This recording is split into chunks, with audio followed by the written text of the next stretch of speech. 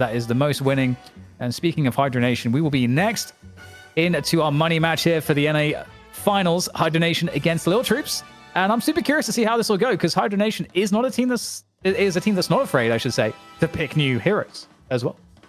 No, and I mean, Hydronation usually leading on that. Oftentimes will be players like Hydration going ahead, and I got news for you. Normally we'd be taking a break, but instead, we're just rolling along into the draft. Breaks of the losers. The players are ready. This is the one time North America did not go to the bathroom for an indeterminate period of time. I'm not really sure what happened. Maybe Hydration is actually lacking in hydration because they're usually the main offenders of going to the bathroom, but hey. Yeah, but you say that, ZP, as though it's not going to happen at some point. Like there's going to be a pause, or like after the draft, or, you know, I feel like you're jinxing us as hard as possible right now. I don't appreciate it.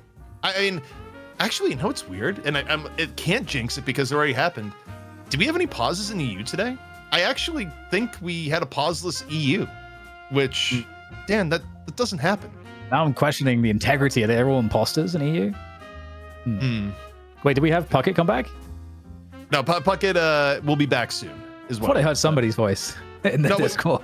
We got an update from Solomon that there was one pause very briefly in EU, but otherwise, but it wasn't the like 8 pauses in a row. That's probably why I didn't remember it. EU is just sort of, oh, the game has started, pause into pause into pause. But yeah, I think we only had one. So either way, we're about ready to get into the draft after we talk about the Hydra Nation roster, where, by the way, Hydra Nation roster has gone through some changes here. And no, they have not poached all of, PKP.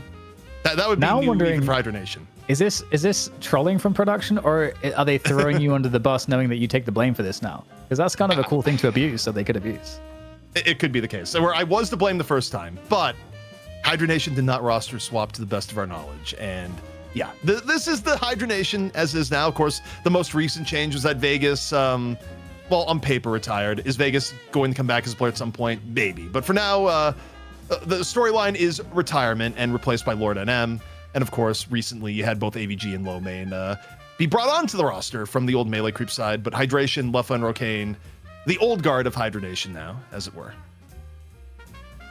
Well, I don't know that this roster might even necessarily change anytime soon. I feel hesitant, as you can hear my voice, to say that about Hydra Nation, but when we spoke with AVG, it just seemed like they are all on the same page right now. And I know that can change, okay? I know it can change, but it really felt like they were super motivated and that they feel like they're really ahead at the moment. And to be honest, if you're going to pick up momentum as a team right now, this is a great time to do it in Deadlock, because obviously we're getting a lot of new heroes coming in. There's all these rumors of open beta being around the corner. So yeah, get those good reps in as early as possible. And this is a great team. You know, AVG, a super knowledgeable player. Hydration as well has like set the meta and just set the example. You've got Leffa, who is just a mechanical god. He's known to tilt though. But, you know, you can't be a mechanical god and get no downside for that, CP. Also, I'll be the counterbalance here to the rumor mill, because I have no inside knowledge in regards to this, so I can speak freely. I actually don't think open beta is around the corner. I think it's going to be a bit longer. I think that, this is a big game update. It is awesome. It's bringing people back in the fray. Open beta, though, I still think actually could be a bit further away, but who knows? Why are you telling this to everybody? Why are you doing that? I think they're sowing the seeds of doubt. What if they're just like really invested now? They're like, oh, actually, you know what? Maybe I will play that one of the 500 Steam games I haven't played on my. Look, I just think it's a longer road, but I also could be wrong but also I'm not sure anyone knows. But either way. So you don't know that. So you know that nobody knows, but you're sowing seeds of doubt.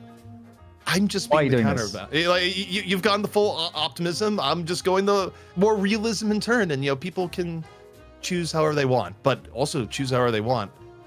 Do you believe we're just about ready for draft, or ready, in fact, to bring back in Puckett?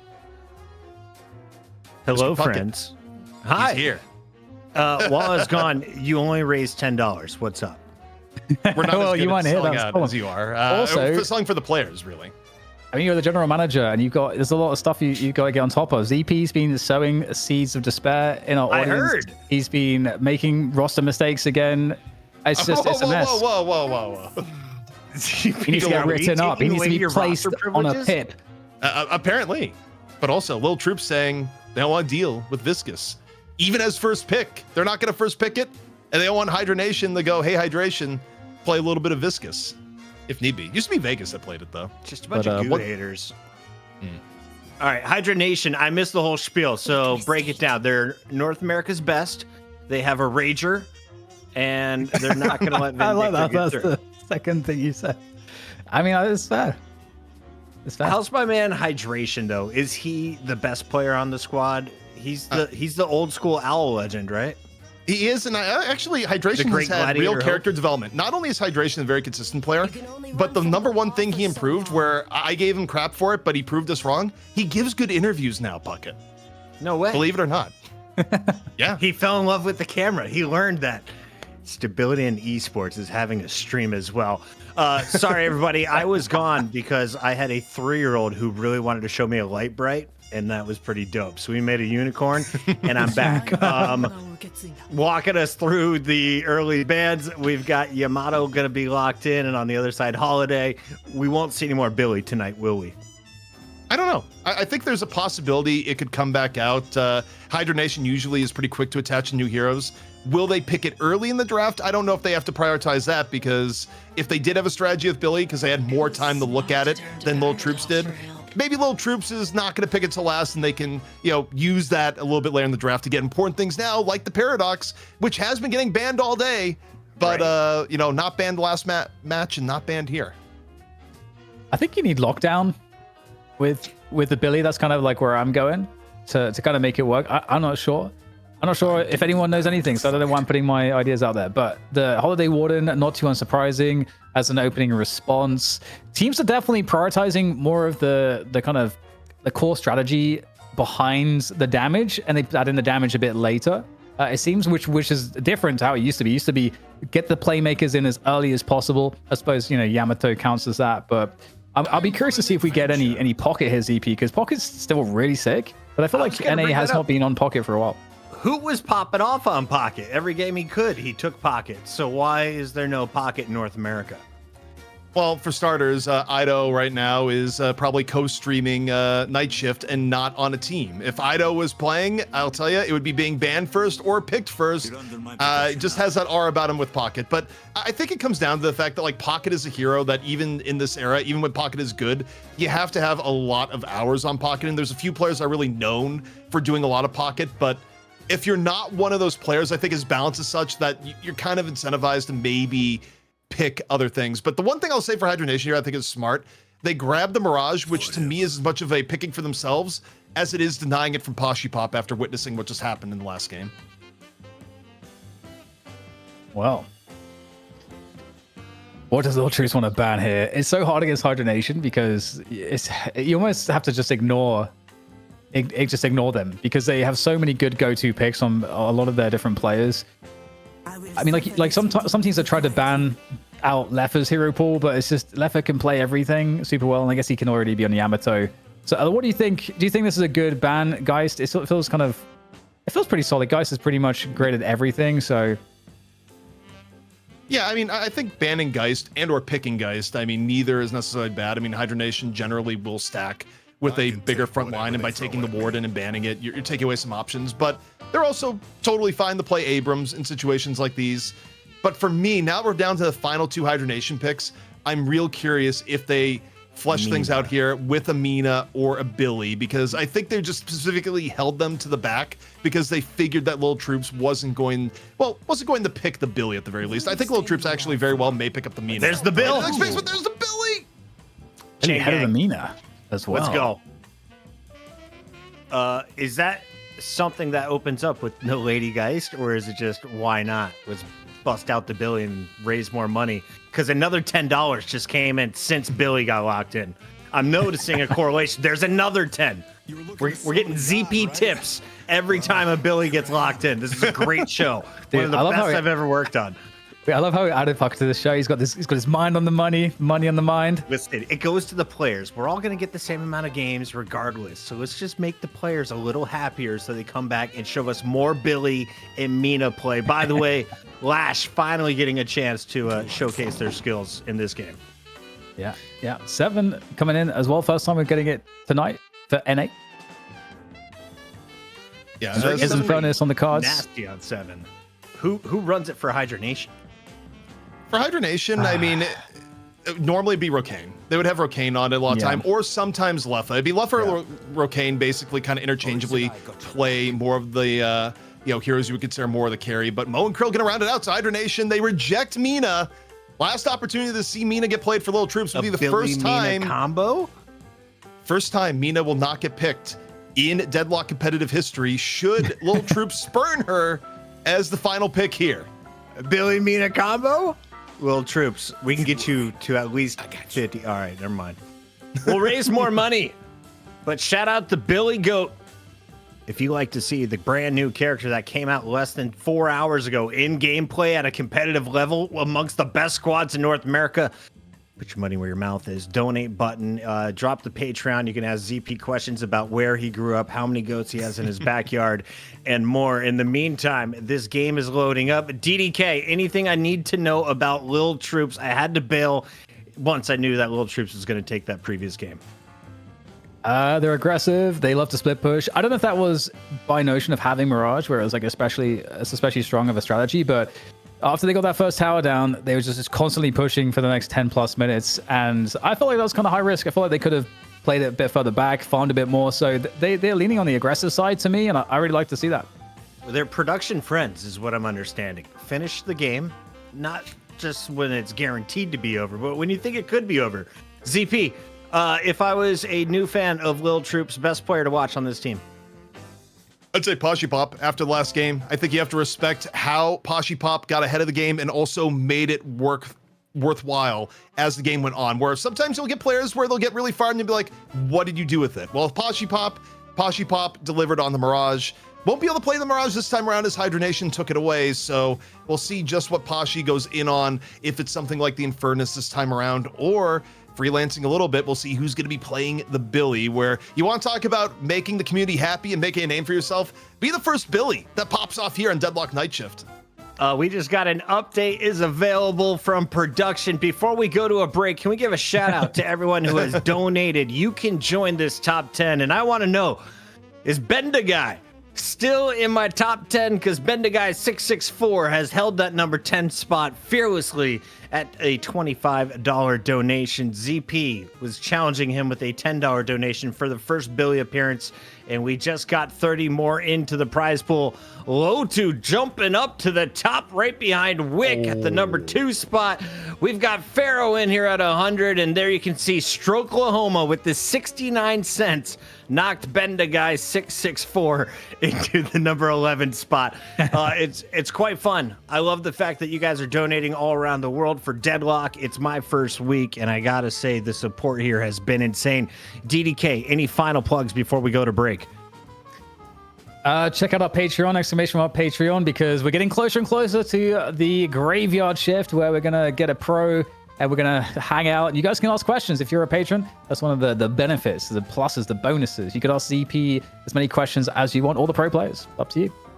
Yeah, get your decisions in order. Get your thoughts in order, because we're going to a break. We're gonna help production out. When we come back, it's game 1, Hydra Nation, Lil Troops, Night Shift, Walker. And we're back. It's the Night Shift manager, Chris Puckett, alongside DDK and ZP. And no, ZP is not getting fired. The evidence showed that he was not guilty. We all thought he was guilty, DDK, but he's able to stay on the show. He survives Night Shift too. Can you at least put him on a performance improvement program? Oh, no, don't pip me. Please. I don't know if he's ready for a pip, mostly because management hasn't prepared anything, but I put the cat facing ZP to watch him closely the rest of the show. Here we go. We got Hydra Nation, Lil Troops, and during the break, we made $0.00. But that's all going to change, because the people here, there's 1,200 sitting on Twitch. There's another 500 on YouTube. The Kick streamers are off gambling somewhere. I don't know if anyone made it into our Kick stream.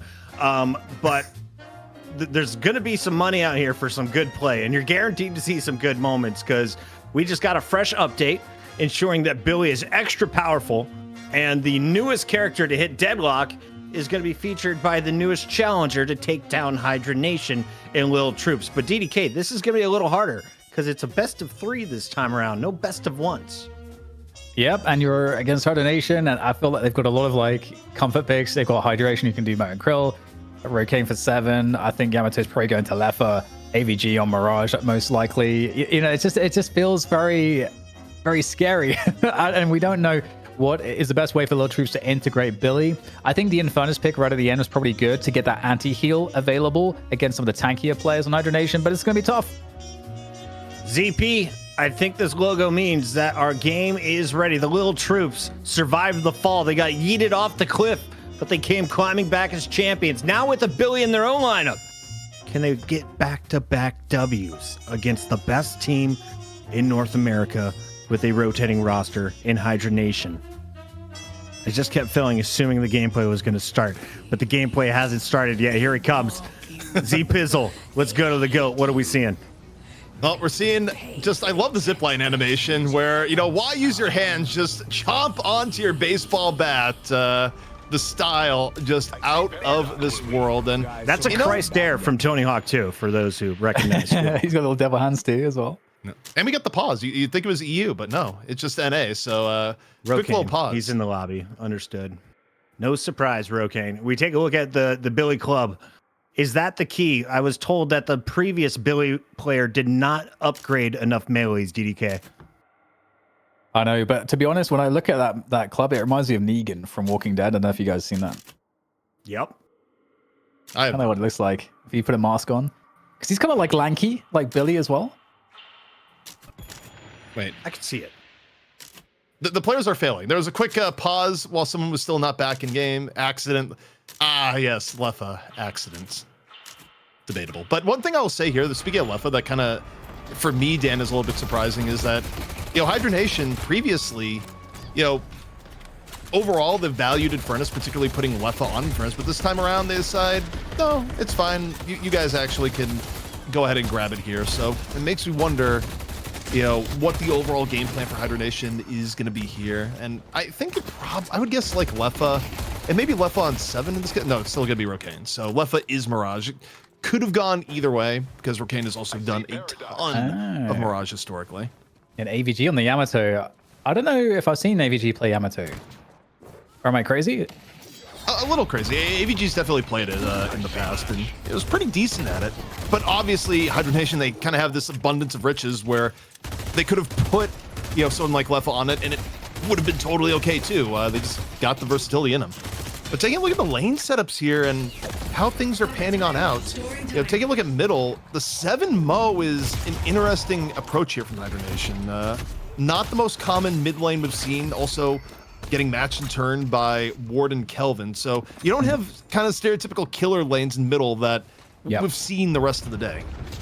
Yeah, it feels like it will be a slow moving one. That's for sure. It feels like it's hard for, or at least that's what I'm expecting to see. It'd be very slow. I think you're totally right on that read. In terms of like the lane that might have the most action, I feel like, you know, typically you're thinking the Yamato lane. The Yamato lane is going to be a powerful one, and that's where the Billy is. And so it does feel like Lil Troops are going to have their work cut out for them being up against AVG's Yamato on the right side lane. And then as we go into this pause for the left side lane, how are you reading that one? I'm reading this as this must be my fault. I made the joke earlier about, you know, we got away from you without too many pauses, and clearly we just needed to just jump the pauses over here to NA. Players a lot more lively though during the pause. EU, everyone's just quiet down the business. NA, you get a little bit of the extra banter between the players. It's got to be done. It's got to be done. Well, we're going to be back into the action just like that. Love to see it. It's brief. It is very brief. And 142 coming in from SLI. Anonymous donor. There you go. Anonymous donor is probably the proper way to describe that one, but love to see it. Prize pool going up even more, and Billy's been going down. Stride has had a really rough lane here so far. DDK, it was going to be my point pre-donation. Not the easiest start for Billy. No, that's what I'm saying. You're up against the Yamato. That's usually going to be the strongest lane. Is it wherever the Yamato is one of the best laners in the game. And so that's going to be tough. It's going to be tough to deal with, I agree. And you'd want to see it made up from the left side lane, but hold that thought. It said that this is going to be a slow lane, this mid lane, but there's a bit of a chase, chasing down the mole, trying to fake out the melee, fake out the parry. And he's going to come out on top here. Looks like both teams are now able to kind of get on their respective sides, but it's actually going to be Lil Troops that are going to have to fall back here. They are trying to get out of there. They don't like it. They don't want any more of it. They might be able to escape. I love the caution where a lot of the times if you're chasing people across a threshold like that, whether it being on top of the roof or going around a corner, people will try to time a melee to punch you as you go up and over. So you saw from Rokane there, Rokane immediately drops the parry and doesn't actually go full up on the chase, realizing there was the opportunity to get the parry and get the finish after. So a little bit of mind games and just prediction going on. ZP, going back to our anonymous donation of $142, which goes to the player's prize pool, it says ZP is definitely on a performance improvement plan. Confirmed. Oh, man. I mean, couldn't you guess who donated that? Was it Low2? Was it Low2? I don't know. It's anonymous. I feel like the call came from inside the house. That's what I'm saying. I like the fact that it was 142. It's definitely someone European with that conversion. We take a look at our prize pool. Ooh. There's definitely room for a 62-cent donation if anyone is willing. We could throw another $12 on there to make some around 1,200. Goal is to hit 2,000 though. So if you're feeling rich and you hate pauses, give us something to talk about. Now, I do wonder, every now and then there are mini patches that come up and over. So before people go like, oh, NA just has bad computers, we did just get a new mini update right before we went live here. So there's always the chance, it's rare, but sometimes something just gets like broken for 5 minutes and then gets fixed right after. We could be in one of those scenarios, but in this case, we're just gonna pause, we'll play it out, and go from there. And hopefully the players' PCs calm down a little bit. That is the hope. And I think, again, the hope for Lil Troops is that they can have a good lane on this left lane against Mirage and Abrams, though. That's a difficult one. So, it's taken us 4 minutes to kind of essentially assess the lane matchups, but we'll see if they play out as we expect. There is a fight on the left lane as well as the right lane. The first Guardian going down is definitely a huge advantage for the team that gets it. They're able to then apply a lot of pressure, pull players off of that lane, start attacking other ones. So it's a big deal.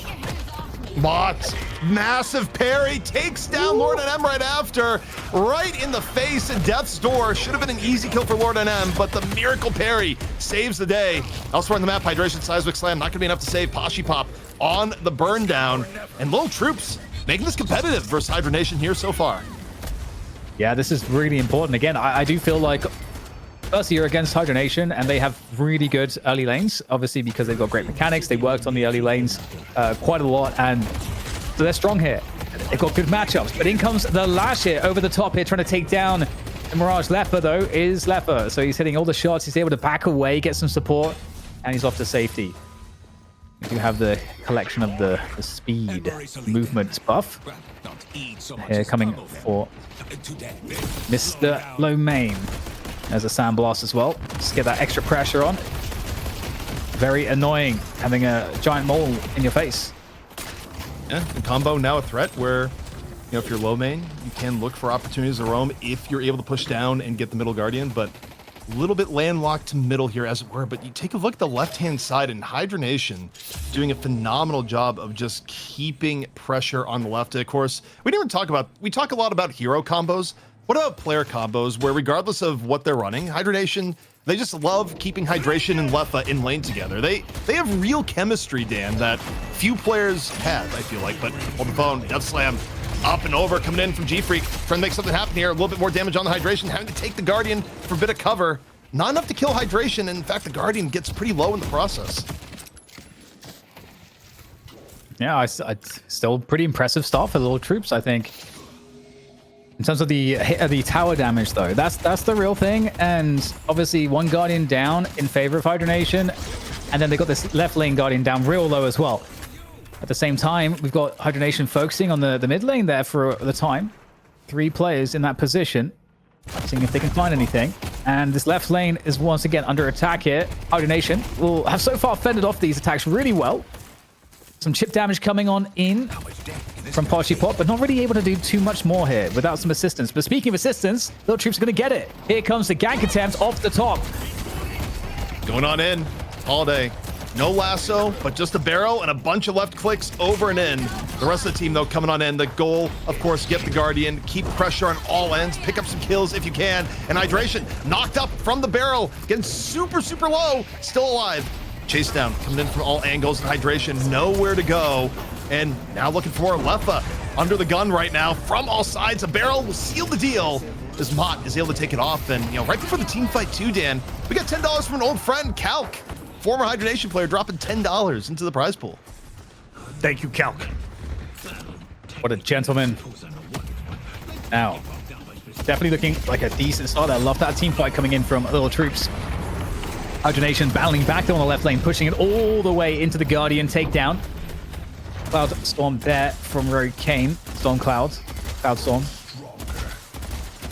Looking to secure that position for Hydra Nation. So, actually, a 6k ahead overall, Hydra Nation, despite the fact that they have lost quite a few of these fights recently. It's still getting those objectives, though. And speaking of which, the objective there, claim from G-Freak for Lil Troops, but is there any conversion here from Hydra Nation? Trying to see if they can push them back, maybe catch a kill, but they are too slippery. Able to escape here, Lil Troops, after the Guardian pickoff. That's really nice by them. Still a 5k difference. There's a big gap in Guardians right now. Hydra Nation only down one Guardian. Lil Troops down all three. First item slot already unlocked here from Hydra Nation.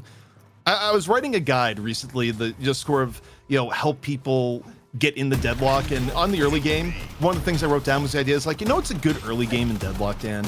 It's when you're up, at least 3 to 4k in souls and you got all Guardians down before 10 minutes. Hydra Nation has met that goal and then some. So if you're Hydra Nation right now, you're very happy with the laning phase and where you're at currently. And even income allocation wise, you talk about how Yamato can just take over a game. AVG is nearly at 9k before the 10-minute mark, close to 1,000 souls per minute. That is an absurd rate of farm early on for Yamato, who can be one of the biggest threats in the game. Certainly can, and just leading, getting that momentum into that mid game. It gives you just all the control you can really convert. We'll talk more about that when we get to that mid game, but we are at 50 seconds away from the first earn, so always interesting to see how teams prioritize or not that first earn. Not worth an enormous amount in the soul value, but we have a potential initiation coming in here from the mid. Lord and them looking for that paradoxical swap. He's in between 3 players though. He's up on the roof trying to find the information, a bit of harass. Does have a teammate low main on the Murin crew with him, with Rogue Kane not too far behind, so making sure that they have good information as to what the opponents are doing. Are there pick opportunities down in those neutral caps? AVG also just finding the opportunity to just dive on the G-Freak over on the right. Where, by the way, AVG and Hydration, they're just pushing on Walker right now. And in fact, Lil Troops are going to have to move someone over there, Dan. They actually can't just assume it's going to fix itself, or they will be down a Walker around 10 minutes of the game, which is disastrous. Well, pressure is on that mid lane. Again, it does still feel like, in terms of the macro, Lil Troops holding on pretty well so far. Nice catch, though. Lasso on to Hydration. He's got no HP. He is absolutely just dead. Deader than dead. And that's a great pickup there. 5k difference on the souls. Still feels like Lil Troops have a good level of presence across the map, though.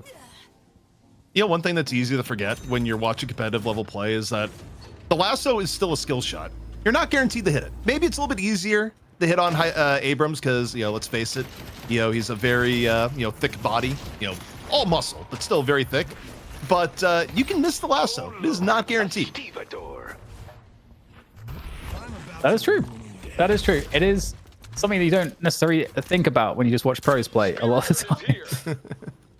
And then you go to your own games and you're just like, how's my holiday not lasso day this entire game? And Hydronation grabbing another 2 across the map. Pick off after pick off. Now 7k above.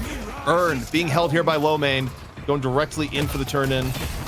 Not going to be contested too hard. You do have the Kelvin coming on in, but not enough to make him drop. Earn turn in towards Hydronation, and now, actually, Earn is still in progress, being contested. I thought I got turned in. Combo out towards the very end. G-Freak, a little bit in danger. Frozen Shelter going to be dropped on in. Hydronation full committing here. Lil Troops trying to make something happen here off the Kelvin Shelter, but still might not be enough.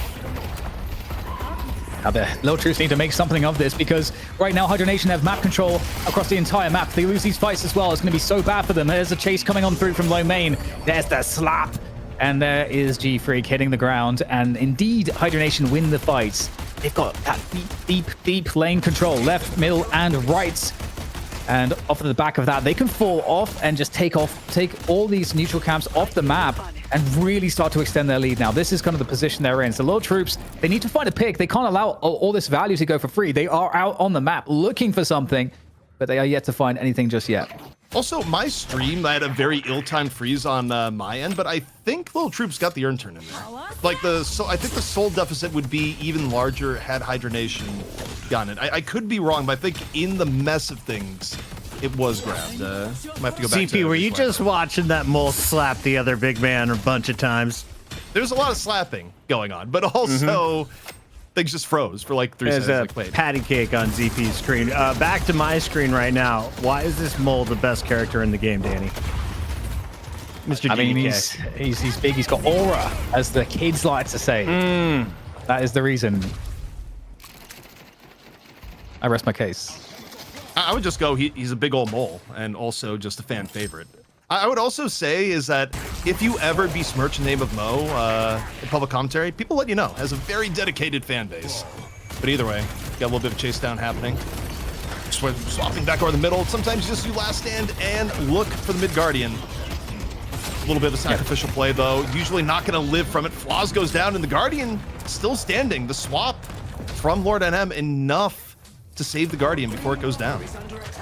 Yeah, really big fight there. Lil Troops had 2 skirmishes where they essentially were at a slight disadvantage on both on the left and mid points of the map. And just look at this map control, again, extending outwards for Hydronation. They are certainly in a position where they want to threaten those walkers, but they can't quite get there yet. They need more picks. And speaking of which, trying to take down AVG, super aggressive here, trying to get the Gambit going. He gets caught in the shelter. Here comes the Shadow Form. The ult, he is now an indomitable force. He's glowing red. He's angry, and everyone else is dead. They're all very dead. 4 kill streak for AVG. Very nice there for him. And the fight rages on here on the left lane, but I don't know if anything can be caught here. This is one of the reasons why Mo is pretty sick. He can go in the ground pocket. Can you go in the ground? I can if you give me a big enough shovel. Or just go to ZP's backyard. You just think we have shovels, we have goats. You just assume it's a full-on farm out here, and well, look, I mean, maybe half right in regards to that if you look outside. But hey, either way, A7K, that's 73K, Hydronation, a commanding lead that's getting even bigger, about at the 15K mark in terms of overall value. And also the thing that's a little bit more troubling as time goes on is you start getting to the 15-minute mark and you don't have an additional item slot. It actually gets very troubling and hurting your build ability as Rhino right now, having to just get fully out of mid. Goodbye. Flash flying away. The chase might be on, looking for that one. Obviously, one of the reasons why Mo is so good is he gets that lockdown, that guaranteed lockdown off of his ult. He grabs you, starts pummeling you in the face, holds you down, whether you want it or not. It's a little rude, but such is life. Now, on the right side of the map is EP, is a congregation for Lil Troops looking to try to defend. They got a weak walker, and they know that Hydronation are looking to try to get it. And it's Hydronation that find the pick. They catch out the Billy. It's been a quiet game for Billy so far. You stop and think about it. How many times have we talked about Billy in the last 10 minutes? Hasn't been much. And on the hand side, the immediate engage, Hydration, off the charge, picks up 2. And now just looking for more. That right side walker is already so low. It took a beating earlier in the game, just like Infernus just took a beating to the back of the head from Hydration's left hook. They're keeping that walker alive though somehow, but well, finally it's going to go down at the 15:55 mark on the clock. Hydronation again, full map control, able to maneuver across the map here as Billy tries to see if he can fight under the walker, trying to keep it alive, but it is all in vain. Another walker lost here. Hydronation slowly but surely at this point walking towards an early victory, because what just happened, almost at a 30k deficit now for Lil Troops. Look at this Billy though. Look at him. Yeah, I mean, look at him go. He's getting his daily dose of iron. You can't really question that. Whatever vitamins and minerals are in the magazine, he's got them all. But 16 minutes it is definitive, and your lead will go up massively if you get this level of structure lead this early in the game. You get a predetermined amount of souls for taking down a walker, and it's a lot. However, Lord and M maybe a little bit of danger right now. Just getting feeling the heat a little bit from Lot, and Lot actually may have missed the lasso there. The lasso went on cooldown, so we didn't quite see. But I think that may have happened. So maybe Lord and M just barely get out of it. His stride just gets punched down in the middle. Seismic slam up and over. Pashi pop. Now gonna be one trying to get away. So much damage. Hydronation really not letting up now on Lil Troops as they try to skirmish in the mid and just keep getting caught. Just not able to take these fights at this point. Getting isolated, taken down. Are we thinking about mid boss? Question mark. I'm not sure. The Earn is going to go first, and you can see it's going to go and deposited in enemy territory. That's how far ahead Hydronation are at this point. Another easy kill. I mean, I don't know. D-Freak, what was he doing there? And the parry on top of it. Where, by the way, we're also heading into Yamato Cinema mode, where when the highest farmed character is the Warden at 18k, and most of the team is 15k and below, and you have a 23k Yamato, AVG is essentially about to be the server admin. Oh, the parry! Infernus goes in for a little bit of a rejuve steal, a bite at the apple, and gets a bite at nothing. The parry with the deny. Mott was able to steal one bite of the rejuvenator, though, but is not going to be kept for long. Loyalty will be rewarded, Mirage. While we watch Hydra Nation win this game, we've passed over $1,200, ladies and gentlemen. Thank you for the donations. I missed the $5 dono, but it's up there. Let's go. Okay, well, Hydra Nation. Oh, we spoke over each other's EP. I apologize. My turn. See, I just thought Pog was going to say, he says, no, my turn. But the 1,200 will be split 50-50. So right now it's 601, 602, thereabouts, to NA, 600 to EU after PayPal fees and all the rest. So not too bad. The community really showing up in force for the tournament here today. And, still a ways to go. Lil Troops may be behind as we're watching them right now, but as a team Deadlock, you could come back in the next map, Dan. That's how it goes. That's how it goes. You can make your adjustments. You can adjust like a pair of ill-fitting jeans. They can be adjusted. Or thrown out. I mean, depending on how ill-fitting they are. So, sometimes it is best to, begin anew, which is what Hydra Nation does anytime they, lose a match in competitive Deadlock. I actually learned about this. It's an ancient strategy. Genghis Khan learned it growing up. So rather than just making yourself as strong as possible, you should spend 10% of your time just creating chaos amongst all the other teams slightly below you. Therefore, they'll just keep pulling each other down while you stay a little bit stronger. It's going to work out really well in the long-term strategy. The only thing about this, NA just makes their own chaos. Like, they're ahead of the game. Lash, G-Freak, unable to get away, where just an easy drive-by here from Leffa, who is also just put on pretty good Mirage performance in this game. Nothing too flashy, but consistent across the board. And Hydra Nation, what more can you say here, Dan, but consistency, both in the macro game and on the micro-level plays. Now just looking to put this one away. Not really wasting any time. They certainly are not wasting time. Time is money. And these shrines are going down. They are going down. Not too much to be done here for the Lil Troops. Just kind of got out of hand. I mean, you could kind of see it happening slowly but surely. I think one thing that I was really enjoying was just how Hydra Nation consistently were just always taking more and more map control. And they just know how to leverage it too. It's a beautiful thing. Seeing good macro is a beautiful thing. Second stage patron coming on down, and Hydra Nation, they're not pulling the we need to go farm and be safe. With a 50k lead, they are ready to defend their throne here in the money match. Deadlock Night Shift, shift number 2. It's gonna be Hydra Nation striking first in the best of 3. Frozen out a little bit by the Kelvin, but that won't stop him. This patron gonna go down as Hydra Nation goes up 1-0 to kick off our NA final. Man, the patron, he's just looking helplessly. He's just like looking at people. He's like, can't do anything though. Feel bad for him. That blue little sad face. Seems unfair. Just the explosion towards the very end, and the ritual is complete. I have to say, though, you know what else was going down towards the very end there, Dan? Billy's What's win that? rate. Billy's 0-2 in Deadlock Oh, Night man. Shift here so far. It's Hate not to see looking it. good for our favorite GOAT. Yeah. Mina 2-0, Billy 0-2. Slight difference in the two characters. And guess what? You are the reason he's here. You voted for him, not me.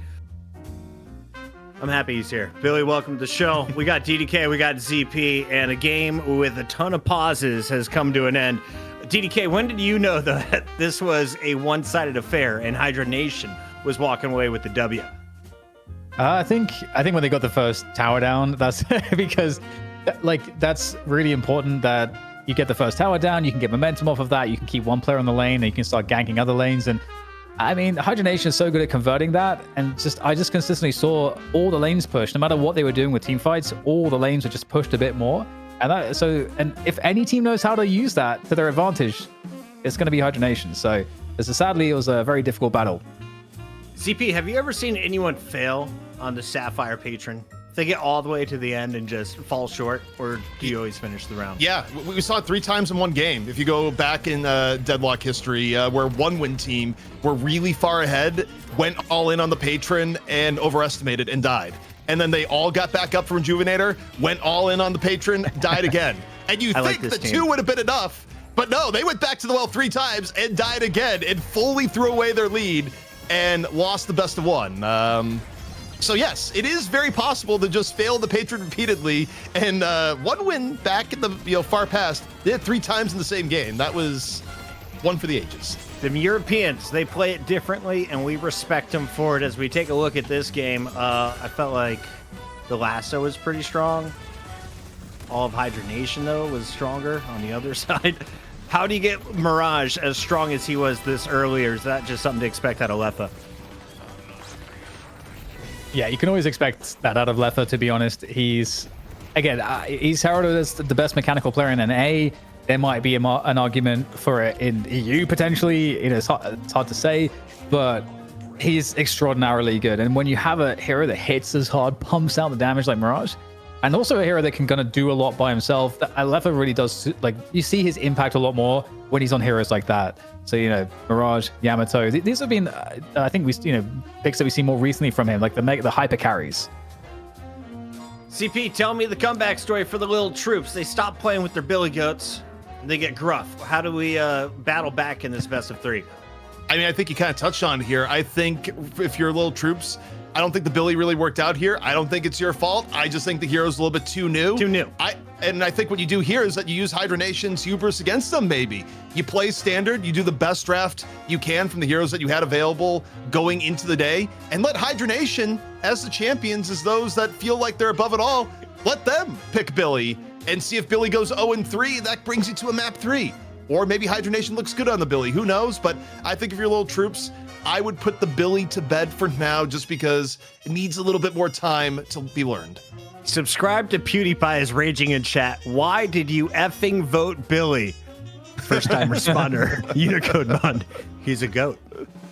Simple answers, simple questions. You are watching Night Shift. No, you're not. Yeah, After Dark.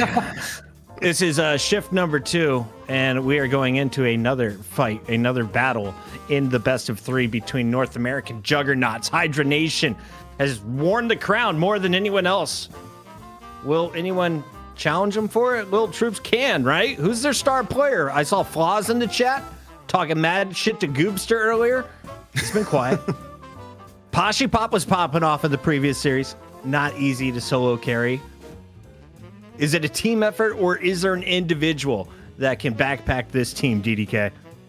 I mean, it's difficult, right? Because Poshi Pop was playing Mirage last game, where you can stand out on your own and do. I mean, that's kind of the role, is you play on your own quite a lot. You play lanes by yourself, all the rest of it.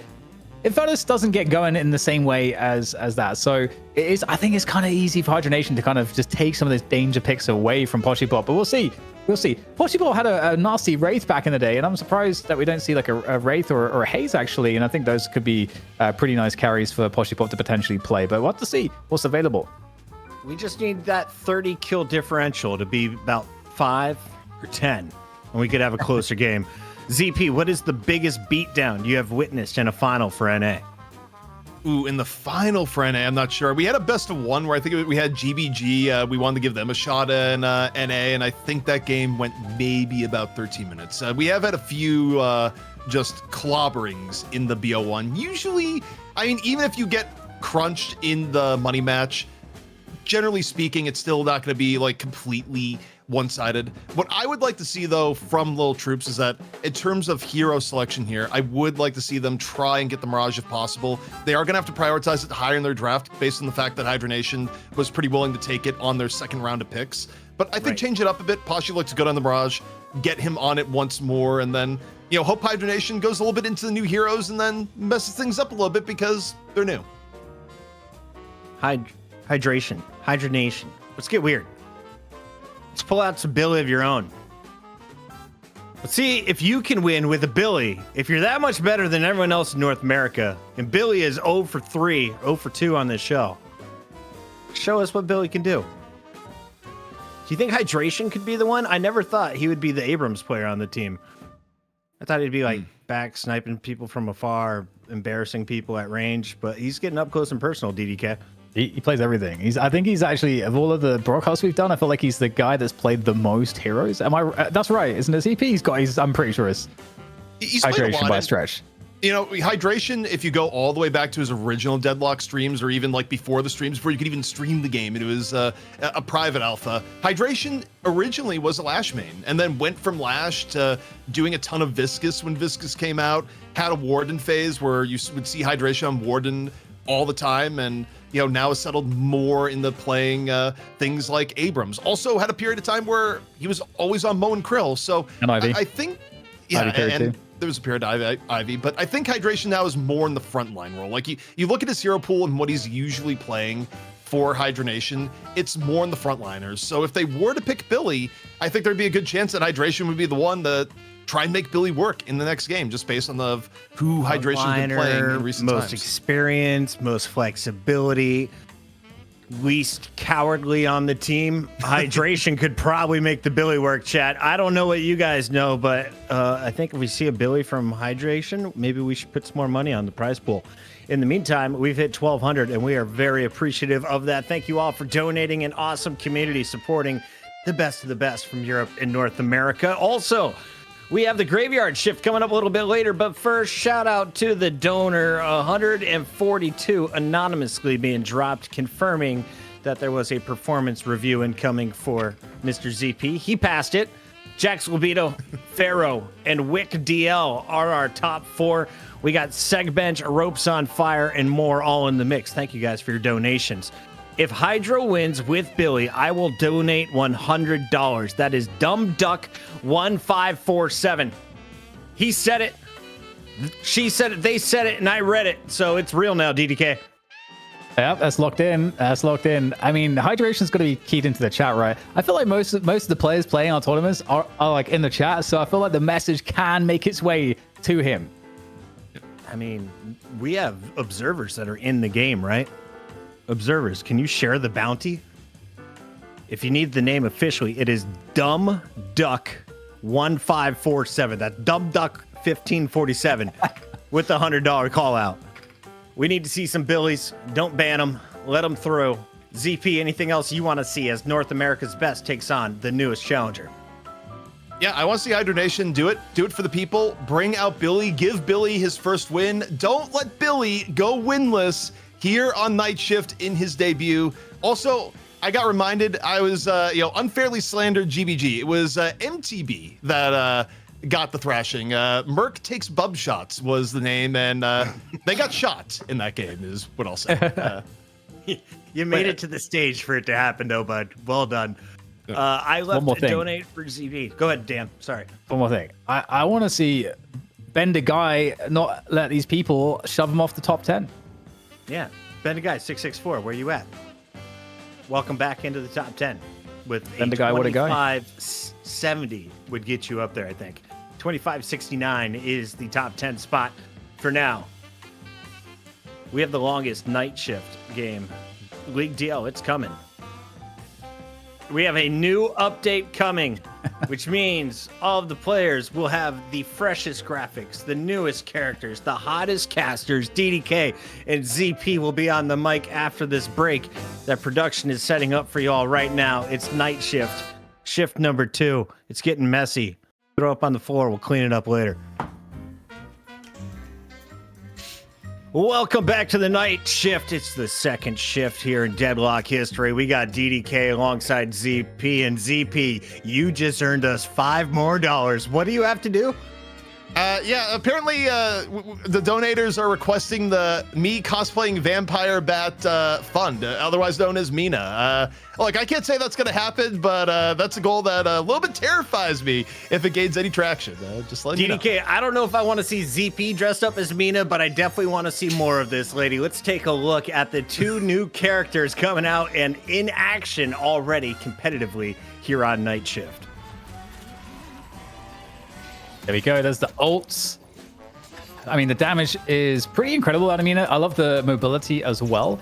And I think one thing that Listic really highlighted that makes Mina really sick is, I mean, I guess all the abilities, to be honest, but the uptime. And that might be something that gets nerfed. You know, the ability Rake, where you're able to get a lot of HP back after you use that. And, you know, you get more HP back, I believe, based off of the amount of health that's already missing, if I'm not mistaken. And so you're able to just essentially have no downtime when you're creeping neutrals. So you can have like a really high souls per minute, and you can get in everyone's faces because of the mobility being just ridiculous. It looked like Billy was trying to get in some faces, but not super successful on his first night. Mina having the edge in that one-on-one. But what have you liked from our new character, ZP? We've seen quite a bit of it through our first 6 games. Yeah, I mean, when it comes to Mina, I think the thing I like is that it's another character where the skill on it is going to be really expressive. The fact that you have another high mobility character with a lot of ways to get out of abilities that would otherwise take you out. Like the amount of times we're going to see people disjoint effectively using Sanguine Retreat at key moments is just going to be wild. And also just the raw playmaking ability of Nox Nostra, chosen at the right time. You know, you're kind of a sitting duck as you use it, but you're putting out a ton of firepower at the same time. And usually you're not built, you know, as tanky on Mina as you would be on something like a Bebop. So just the watching the character is very entertaining, and we're scratching the surface of it right now. So we'll see where it goes. And also, just a teaser for later tonight after NA wraps up. Remember, we got the graveyard shift for our subscribers on Patreon, and yes, assuming he doesn't fall asleep, we're gonna have Zergy be joining us for a little bit of late night talk. So don't want to miss it. Zergy may be the best 7 that I have seen so far in game. I'm definitely going to be picking his brain. Listic, the best Mina, and if you missed that action earlier from Virtus Pro, make sure you check out our VODs or just scroll backwards on YouTube, because that's a pretty cool function that Twitch is working on, but we don't have right now. And maybe Kick has, but I couldn't find it. It was just a bunch of guys playing slots. Let's take a look, though, at our scores, because it's 1-0 Hydra Nation over Lil Troops. And because this is the greatest community-funded show of all time, we saw a commenter, I should say, Dumb Duck 1547 saying, "Win with Billy, I'll give you $100. Well, AVG instantly said, "I'm on Billy." Someone said a hundo. DDK, does he mean it? Is it real? It might be real, to be honest. I feel like it might honestly be real.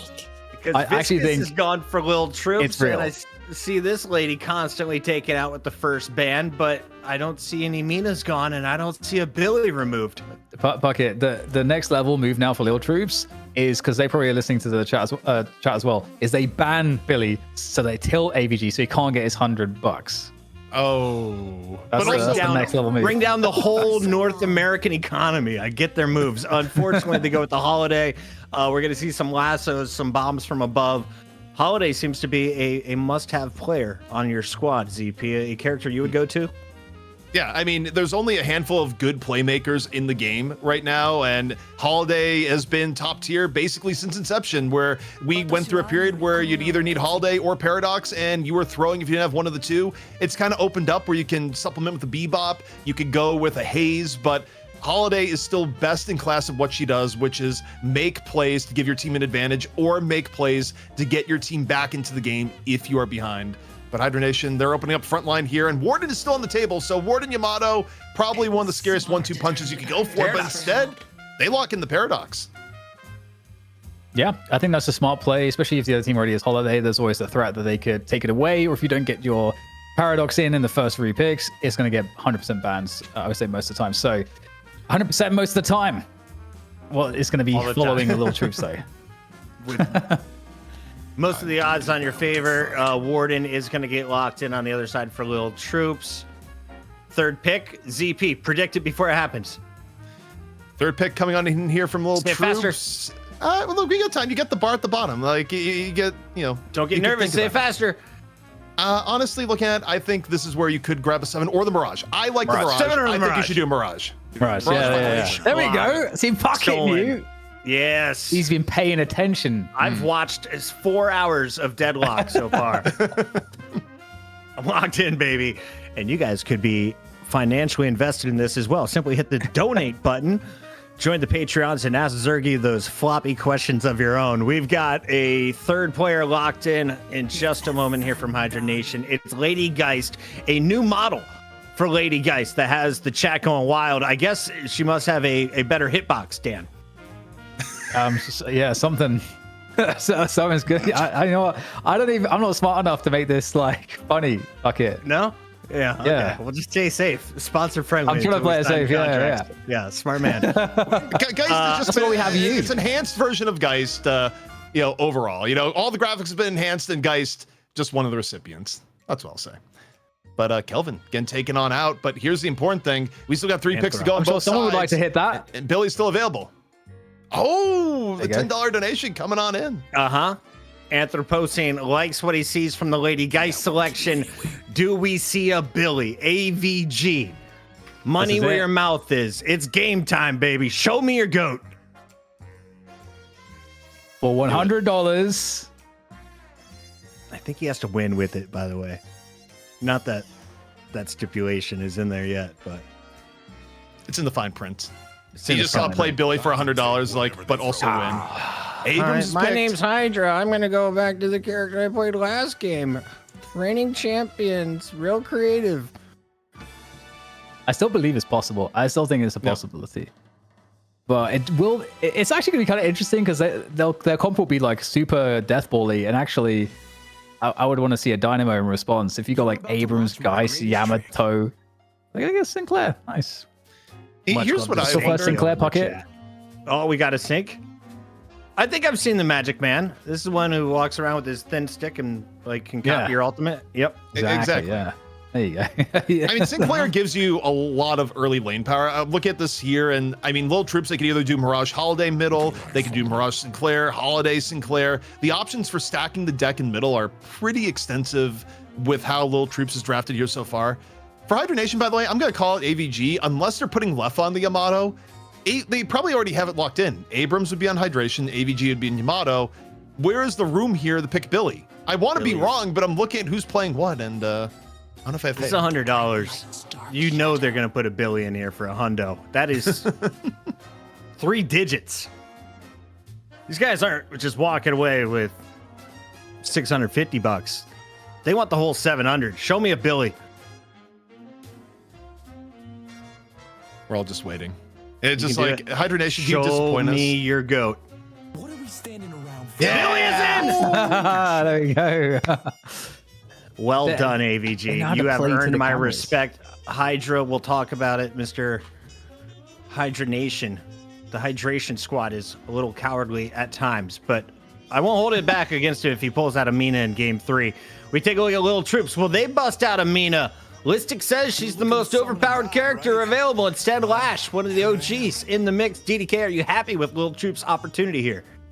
I do. So going back to how they won the opening game, I actually think it's interesting because they get the Mirage, which was key for Poshy Pop, but also they loved split pushing, and Sinclair is like the most similar to Mirage in the strength for split pushing, actually. So they could do some funky stuff with that, and I'm super curious to see how that would come together. The 7 Lash at the end is pretty strong. I don't know. I'm liking what Lil Troops have here, ZP. I feel like now they don't have the Billy. They put up a pretty good fight in the first game despite the disadvantage. So I think the laning for Lil Troops is going to be quite good. I mean, not that Hydra Nation doesn't have a few lanes of their own. I think you take the Amato Geist and you just slam it middle would be my approach here. But even still, Lil Troops, I mean, they're going to have one lane where they can stack the deck with Mirage Holiday, or again, Mirage Sinclair. Holiday is still going to be a threat in the other lane. Holiday is going to help out wherever she is at here. I don't know. I think the early game for Lil Troops is feeling pretty good, and they have the X factor of, can Hydra Nation actually properly play Billy?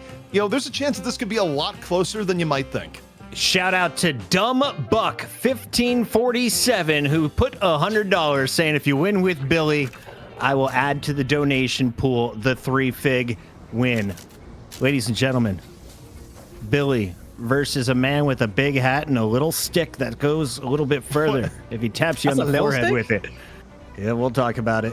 In the meantime, we're up to $1,224 and you can hit more.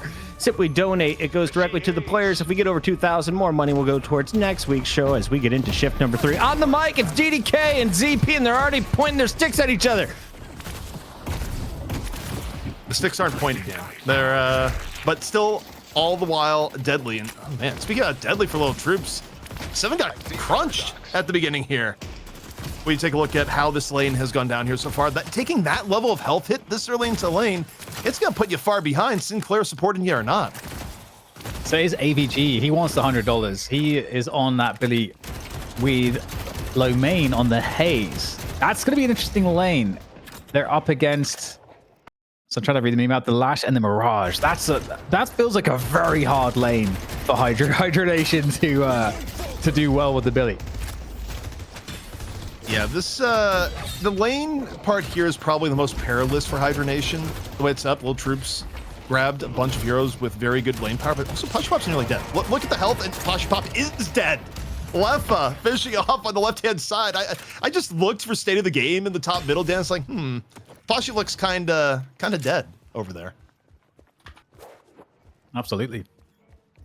Well, you know, I got to highlight Matt to change the subject slightly, because the holiday shenanigans in the early to mid game with the ganks were actually really awesome, and it's exactly what you want to see from a holiday player.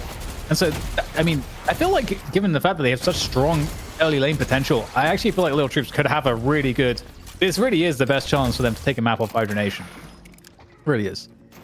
Bear in mind, there's also a world where this is the true awakening of Billy. AVG could crush this game, even though Rokane's super low. You don't often see a Yamato this wounded in lane. I think it says a lot for just how much work is being done on the opposing side here, particularly from Bot, who is really making the pressure happen between the barrels and the crack shot.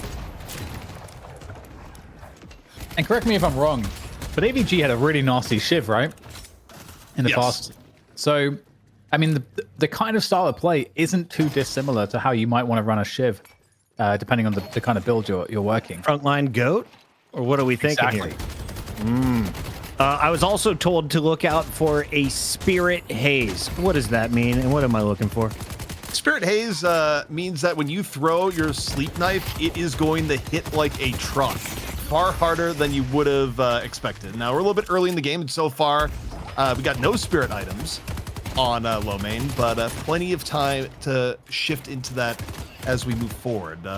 Also, I will say, as we look at the team comps here, Hydra Nation is incredibly heavy on frontline. I mean, you got Billy, who's likely frontline, Rokane, you got Geist, who essentially functions as frontline, and Hydration is 4 frontliners here, Dan. I mean, they are going to be up close and personal, but it comes at the risk of kind of getting bullied if you fall behind.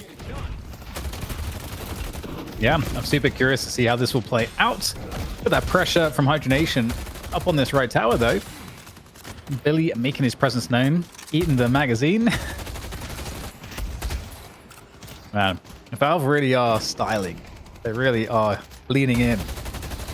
That's a lot of damage early on, I would say, on that tower. So that's a big win for Hydra Nation. But in the meantime, big fight here in the mid position. Yamato making the presence felt. And in fact, it's going to be a bit of a struggle here to stay alive for Flaws as Rokane takes him down. I mean, you wouldn't expect any less out of the Yamato lane. Very dangerous.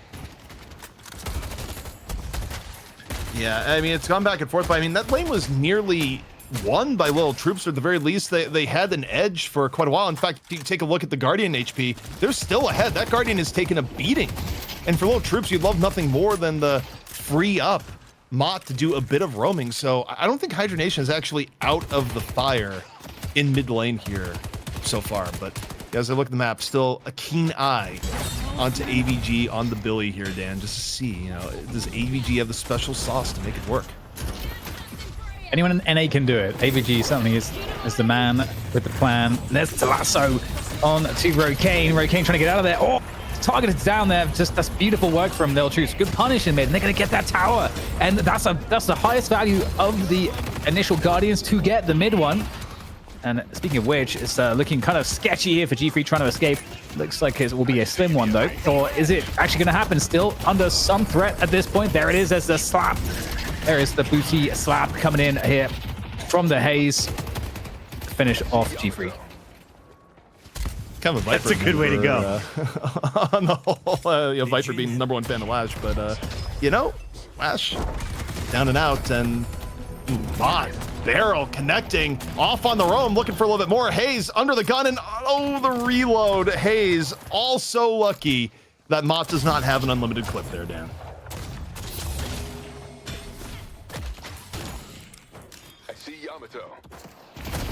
Well, it's actually otherwise looking like Hydronation getting some good licks of damage on the 3 Guardians of Lil Troops. So Lil Troops, can they convert off that initial Guardian take into more pressure around the map? They currently are still sticking to the 2-2-2 setup with their 7. Poshi Pop getting some farm, returning back to lane. Now skirmish in mid. And if you are Hydra Nation, you do have to be cautious because you don't have that initial Guardian to fall back to. Leave the goat alone! Oh, they're not leaving the goat alone. They're putting the goat out to pasture. Mott has really just been a huge threat for Lil Troops. 1 middle lane, and now they did the Hydra Nation move, really, where they decide, okay, we're going to swap Holiday off to the right-hand side. And in fact, they're looking for a bit of an overload right now. 3-man rotation here onto the right. There's no way that a Haze and Billy are really going to be able to hold this off. Hydra Nation needs a little bit more support here, or they need to go for a trade. But Dan, I'm not sure any of that is going to happen. It could just be the Guardian being taken here. Yes, definitely looking likely. There's that Guardian going down. In the meantime, Hydra Nation putting the pain on the left side Guardian. Not really much there to respond just yet, but it doesn't look like they're in a position to do too much. In comes the reinforcements there. The Magician off the top rope. And also there's a Warden lurking nearby as well. There's the parry, but surely we're going to get an additional player on the way in. As the fight continues here in mid as well. There's fights breaking out everywhere at this point. Flying strike, G-Freak under the gun, gonna fall, not quite able to escape. Take a look, Rokane still chasing down, not the healthiest here, but still thinks there's a bit of opportunity. Landing a little bit of damage in, now swapping to the Guardian. Elsewhere, Rhino able to get the better of Hydration, so Lil Troops still finding opportunities across the map, and once more, you just see Mott rotating over, being like, I guess it's time to get another Guardian. Will be the 3rd Mott has been in on the game, and there's only 3 now. Yeah, 7 off the jump pad there, trying to get out. There's a stun to assist that. In fact, in comes Stride, able to get the finish off there as well. Trade, though, from low main onto Poshi Pop. And Hydra Nation making their presence felt. There is the bullet dance rips. That's going to convert into Stride in that mid position. So the first Guardian being taken down finally for Hydra Nation. But still, Lil Troops certainly ahead in this one at the moment. ZP chat is clamoring for more Billy, but if we went to his screen, they wouldn't be happy with what they're witnessing, right? It's been a little bit rough for AVG. Right now, the player that's been making the most impact on the game has undoubtedly been Mott, just being super mobile going around. But AVG is still in it in soul allocation, not really behind. In fact, still ahead of multiple members of Lil Troops. Also, interestingly enough, when you take a look at the Lil Troops aggregate here, even though Poshi Pop did so well in the Mirage back in the best of 1, they put Stride on the Mirage this time around and Poshi Pop onto the 7, so had to be some hero pool considerations for that to be the case. And it's been a rougher game for Poshi Pop so far here relative to what we saw when Poshi Pop was able to play the Mirage back in game 1, Dan.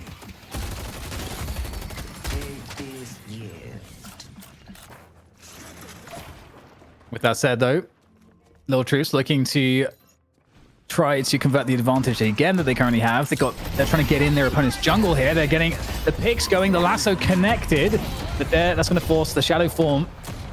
That's going to keep Rokane in control of the fight for the time being. Shadow form's going to go away, though. Barrel's going to be timed perfectly. More barrel damage to spirit damage. Pretty heavy. The swap, though, through the wall is going to put a lot of hurt there onto Martin. Finally, he's been such a nuisance, as you've been describing. He's going to get dealt with. The parry, incredibly important there. Still something that Mott could have potentially won, but right parry, right time for Rokane. Looking overall at the game state here, though, Lil Troops a much better opening than what they had one map ago. 51k to 50k as Earn floats on down as buffs come out.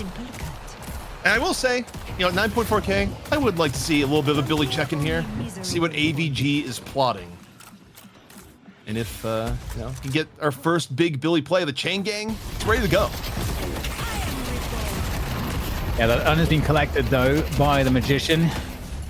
He's going to make it disappear in a moment, but first of all, he's got his teammates there to defend him, and it's going to be Hydronation that will ram into those teammates, trying to see if they can find a way to stop that urn from getting turned in. It's not worth it, though, maybe, but we'll see if they can get anything off of this. Looks like everybody from Lil Troops much more grouped up. Lord and M could have had that, Dan. I think if Lord and M just simply keeps shooting, doesn't go for the parry, may have enough damage, was doing real well in the 80-80 strafing, but here we go. Earn at the turn-in point. Both teams fighting tooth and nail. No death slam for G-Freak, already used in the middle of the fight. Rokane able to take down one. Down we go into the clone seismic slam, courtesy of Sinclair. Hydronation down one here so far, so's Lil Troops. Rhino and G-Freak, though, getting the better of it as G-Freak gets the Earn turn in, and Lil Troops off the first Earn, now a bit ahead of Hydronation. You got Rhino there on the Sinclair giving the white glove treatment to Hydronation. I love to see that as well. And Lil Troops managing to maintain their advantage. I feel like Hydronation are doing a good job in staying really active, pressuring the map, trying to force favorable fights, and keeping themselves in this one. Because we saw in the first map that Lil Troops played that they were really good at keeping the aggression on when they get control, but Hydra Nation haven't really been allowing them to play the game, play the map on Lil Troops' terms as much as they were against their first opponent. Yeah, and I mean, this has been a far better look for Lil Troops here so far, and I will say, I do wonder just how out of hand the Billy slander may be going, because of course, chat's gonna look at this and be like, wait, Hydra Nation, you generally win, but then you pick the Billy, and the Billy's just bringing you down. I will say, the game is young. It's still even. There's plenty of time for AVG to prove the haters wrong. Billy sucks. See, there's one of the haters. That's the person he has to prove wrong there, Dan. Well, I feel good about his chances to do it. I have faith in AVG, but all right, well, rabbit mode there for Rokane briefly before repositioning out of this fight, looking for a re-engage. Flying strike. Straight onto the 7, straight into the pit, and the chase continues there. Catching out 7, but the stun should buy some extra time to maybe escape it, but it's hard to get out of the clutches of a Yamato, and Rokane will not allow it, and this is just futile, this escape attempt, at least delaying. And in the meantime, Lil Troops, they're actually pushing the left side Walker at a 2v1 against Hydration. Hydration needs help. Does he need help? Look at the mini-map. I'm seeing Lil Troops running back. Hydration. Enough of a threat to make Lil Troops think twice. Maybe it's a world where they thought that, you know, Lord and M was a little bit closer than he really was, but the Walker getting away without taking too serious of damage there. Lil Troops still working at a pretty decent advantage here, however, overall. And I will say, you look at the map control here, you wouldn't know it because it's essentially about as even gets where you look at how everyone's positioned right now. But I do imagine that's going to change in just a minute when buffs and Earn come into play. Yeah, a moment of consolidation around the map there for both teams indeed. You got to clean up those cabs. You got to break those boxes. And in the meantime, pressure on the left side. Walker coming in from Hydronation. A 2v2. There's a paradoxical swap. Can that turn into a pick here? There is the assist coming on through, and that's a very low Warden. Flaws goes down thanks to Leopard, but it might be a trade coming out here because this is a very weak Paradox Lord, and then also falls to 1-for-1 at this point on this Walker. Some more assistance coming on through. In the meantime, a skirmish breaking out. over the right side of the map there, looking better overall for the Lil Troops as they continue to try to fight the forces of Hydra Nation. And Hydra Nation, they're going to have to quit that fight on the left side Walker as well, so they're not even going to get that pressure. We got Billy versus Mirage right now, and Billy started off at a huge disadvantage. AVG unable to get away. Just though the camera's on, Billy goes down. It's been the rule here tonight, but kind of understandable when you look at the farm stride at 13K. Reasonable spot for a Mirage and easily able to chase on down. So when the smoke has cleared from that sequence of events here, Dan, I think Lil Troops, on the whole, got a little bit over Hydra Nation there, though it was pretty back and forth. I feel bad for AVG as well. He dropped a bag when he died there. It was like 700 souls. That's pretty meaningful considering where he's at in the game right now. But once again, Lil Troops, as we know them too, they are keeping the pressure on.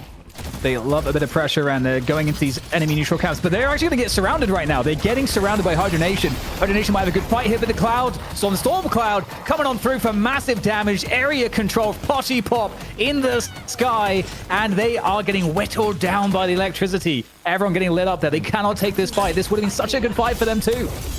Well, they've gotten 2 here so far. It was the full 604 engage, but Poshy Pop, the Storm Cloud, act as a great equalizer. Now, take a look at Rokane, trying to chase down here on the Yamato. Static Charge already used 300 HP. No fear, doesn't get baited out by the parry. Still chasing down onto the Lash. Needs one more shot, real close, and is able to finish it off. Really good game judgment by Rokane, and a huge get for Hydra Nation. Nearly evens up the game. Hydra Nation, they're going to get that hundo for Billy. Oh, last stand coming out here to take down this Walker. Definitely worth it. It can be gotten if a lot of troops. And in fact, you might just give your life for this, but that might be worth it. But in fact, kill might be an opportunity here. Off of the last stand, AVG on the Billy, 200 HP, and he's able to keep himself up for now. Does have some help coming. See if there's any additional damage to be done here for Billy. You just don't want to go down. No, not at all. Elsewhere on the map, Lil Troops able to use the pressure, get a relatively free earn, and Mott not done yet. No lasso, no problem. Drops the barrel, just barrel after barrel, juggling Lord NM 1, 2, and 3.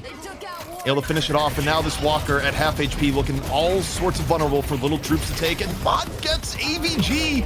As we're looking at the other fight that's going on, Mott continuing to be a menace on Holiday. Yeah, great sleep dagger there as well coming on to Mott. And although the escape will be made there by the haze, doing a good work here to try to keep Mott honest, but still just too much damage has been done here by Lil Troops in this engagement. Although with that said, 2 dead per team, and perhaps a disengage is on the cards indeed. Both teams wanting to fall off of this one, and the lanes are in a pretty even state. The overall salt difference is not too big, so this is still a wide open game despite some of the troubles that have been had for Hydra Nation, and especially AVG on Billy. Both teams doing a pretty decent job when it comes to funneling souls into people that need it. I would say Hydra Nation even better job given the fact that they've been a bit behind. Rokane at 20K is incredibly impressive for where they need to be. Rokane can basically take anyone on Lil Troops short of flaws with a last stand-up. So a lot of heavy lifting gonna have to be done by Rokane in some of these team fights, but there's no one you'd rather have to take on carry role in this sort of spot than a farmed up Yamato. So might be in for some classic Yamato gameplay as we go into the next urn in 2 minutes. And it's certainly an issue that Poshipop is, he's not super behind, but it's just that you would expect a 7 to be a little further ahead. And it might just have been that he's been feeling like he has to focus more on the team fights. And so that's taking away from, farming the neutral caps. Sometimes you've got to, switch your priorities up, and maybe that's been the case here. Speaking of which, of that farm situation, AVG's been finding himself pretty far behind as well. And he's a brawler, so you got to get those items. If you get far behind on these brawly characters, it's, I think, can be fairly feast or famine.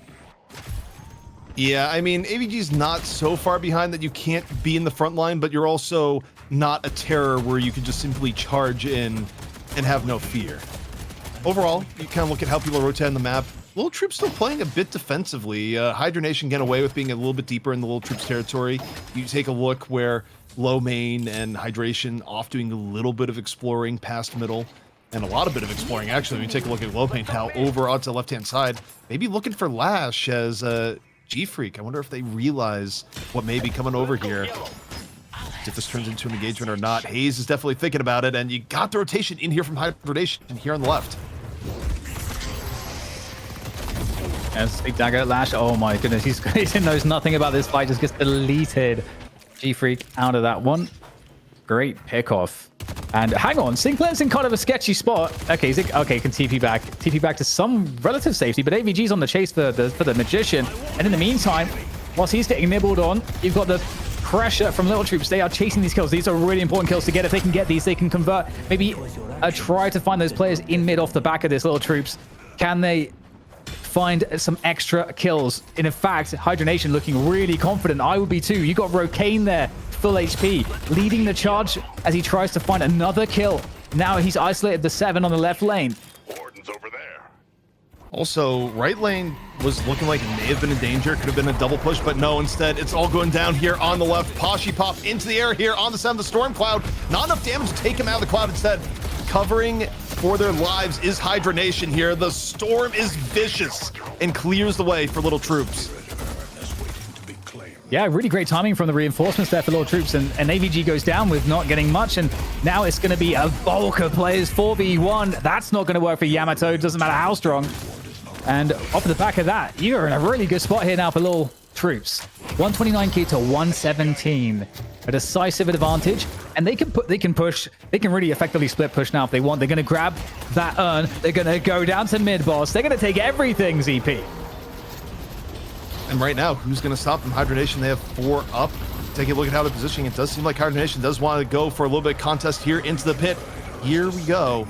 They're in the area. Do they full go in? They're looking for it here and now. Lord and M entering the pit. Here comes the Seismic Slam up north for Hydration, but all the Rejuvenator captured by Lil Troops. The contest unable to find purchase, and now is Hydronation going to get punished for the attempt? Hydration, still reasonable HP, trying to get away. A whole sea of yellow behind him, and Abrams is mugged on the stairs. Absolutely devastating. Oh, Lil Troops in a decisive, commanding position now in this game. They just have to know how to convert this advantage. And you're against Hydronation, so we can never count them out. But again, it's been a really hard game for AVG on that Billy. And the Billy go, you know, again, we can think of it like we think of a Warden, like we think of an Abrams. If you get behind on the farm, you struggle to have much impact because you got to be able to tank the damage on the front line to have impact. And now getting back into the macro, the urn is being run by Lil Troops. Is there anything that Hydronation can do to stop this? I mean, there's a question, is there anything they can do, or are they going to do anything? And you look at wherever they are on the map, the fact that they're rotating completely off to left, I think they're going to try and trade a walker for this urn, but I don't know if the timing pans out. I think Lil Troops is going to have a little bit of time to rotate people over to the left, but you take a look, that is 4 people on the left-hand side. It is all about the walker, and if you're Lil Troops, you may be fine to also just get a walker of your own in turn. There we go. AVG is working on that one. As you say, they can fall back. And there's 2 potential walkers up for grabs here for Lil Troops. Indeed. And those are going to go down real fast. Hydronation, can they get there in time? They're going to be trying to make their way across the zips. But now with the right side walker down, those 2 players for Lil Troops, they can reinforce the fight around the mid walker. And the surround for Hydronation's coming. They're down a player, but they're going to try to find a fight here. It's going to be a tough fight because Lil Troops are all together now at this point. Hydronation fighting from behind. They got the focus fire on the Rokane at the very beginning. Rokane cannot be the hero here, and it's the most farmed character Hydronation has, so already a bit of a rough start. Flaws gonna benefit from the Rejuvenator, back up to full strength as Lil Troops right now stay in middle. Base Guardians are looking for, if they knock Hydration off the zip line, not gonna be fatal, but does create a little bit more room for them to get these Base Guardians unimpeded. Is there a forfeit button in this game? Nope. And there likely never will be, given the fact that I don't think Dota ever got one, or at least Dota didn't get one for a very long time, if it ever did. So, Negative Nancy ZP back in the building, DDK. I think we're going to get a forfeit button in the future. Well, I think this is going to be over pretty fast anyway, because there's still 2 rejuves up, and Lil Troops are looking sick. I mean, okay, well, they're going to get pushed out a little bit, but okay, there's the ult coming in from AVG. Yeah, Billy! They're going to die. Okay, this game we might not need the forfeit button. This is a little bit rough for Hydra Nation. The lead now ballooning to nearly 30K. And I gotta tell you, Billy's win rate, it's gonna go down to 0-3 should Hydra Nation lose this round. Yep, and that means no hundo for the Billy. Honestly, they still may get the hundo. Usually people are good sports about that, but technically they would not be bound by the contract to win with Billy. Dumbuck, yeah, I think he lucked out of this one. If he needed a lawyer, we're good. The law But if firm you're feeling flush, for Bucket. shout out to my guy AVG not backing down from a challenge. Hydra Nation, nothing to lose, is going to go to a game 3, but they earned my respect. AVG, no one's played the Billy well. It's not your fault. We just don't know the build yet. Accurate. If the Hydra Nation still win the series, we have to get ABG on to get the lowdown on the Billy play. AVG, tell us about your struggles here with Billy and how it almost cost you the map here. But look, Hydra Nation, it's a little bit tough. To an extent, they need Lil Troops to beat themselves. They are able to get away with earn control here, and it is on their side of the map, so there's a bit of opportunity. In fact, a little bit more so because Flaws still has last stand on cooldown. So we'll see how heavily this is contested. But Hydra Nation, in theory, they could pull all 6 to earn here, fight without last stand or death slam being up for the moment. This may be a window here, Dan. Or they just Love get the a earn good for free. window. I think that's smart from Lil Troops to not engage that. They were missing resources to actually make that good fight. And the one thing that would have been worse than giving up earn would be giving up earn and a full team fight. Well, Hydra Nation being allowed outs onto the map ever so slightly. Lane control ultimately, though, of course, with Lil Troops on left, mid, and right. It always feels kind of like weird to say left, middle, and right, but it's also the most intuitive thing. I like it, especially relative to the era where there was 4 lanes. We had to do like lanes 1, 2, 3, Like 4. number them, yeah. That was the only way to do it then, but it was still, you know, a little bit confusing. Left, right, middle. I feel pretty good about that. I mean, How do you feel about really West? Different. Not a fan. East. I think And people just have that extra level of mental of like, wait, what is East? Whereas left and right, you know, for most is near instantaneous response. Yeah, what is the center lane in a west-east scenario? Chat, what do you got? Still be middle or Kansas. Either way, Walker, a little bit under assault here from Lil Troop, or rather from Hydra Nation. Off on the right-hand side, Lil Troops, meanwhile just going up the left, but Walker in, not really contested. That's free souls here for Hydra Nation, and okay, Patron here under assault. Lil Troops is saying they just want to go for the end. Hydra Nation, can you stop this all in here and now? The Storm Cloud up over the top, and that will be Lil Troops taking a map off Hydra Nation, bringing us to a map 3. How much do we read into the Billy effect? I say it's 100% at fault. DK, I concur. am I wrong? I think that's fair. Billy, you're 0 for 3 tonight. Mina, your counterpart, who's been out for an extra day, is 3-0. I think this is Billy's fault. It's not AVG's fault. Put your Billy away, Puckett. It's the last time. I don't want to see any more I'm gonna ghosts tell tonight. Shave that chin, get a different jacket. What you're rocking ain't working right now. ZP, let's talk about what is working, though, for both regions. I'm seeing some familiar faces. Hollywood's pretty good, huh?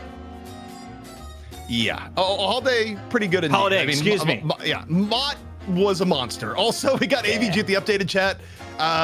Yo, I'm not gonna lie, Billy was hard. That just has all the energy of Billy got hands, except the hands were just beating up AVG rather than the opponents. But in terms of what won the game, I mean, Mott won middle lane, went off to right lane, got a kill, helped win right, went over the left, took left. Mott was there for all 3 initial Guardians being down.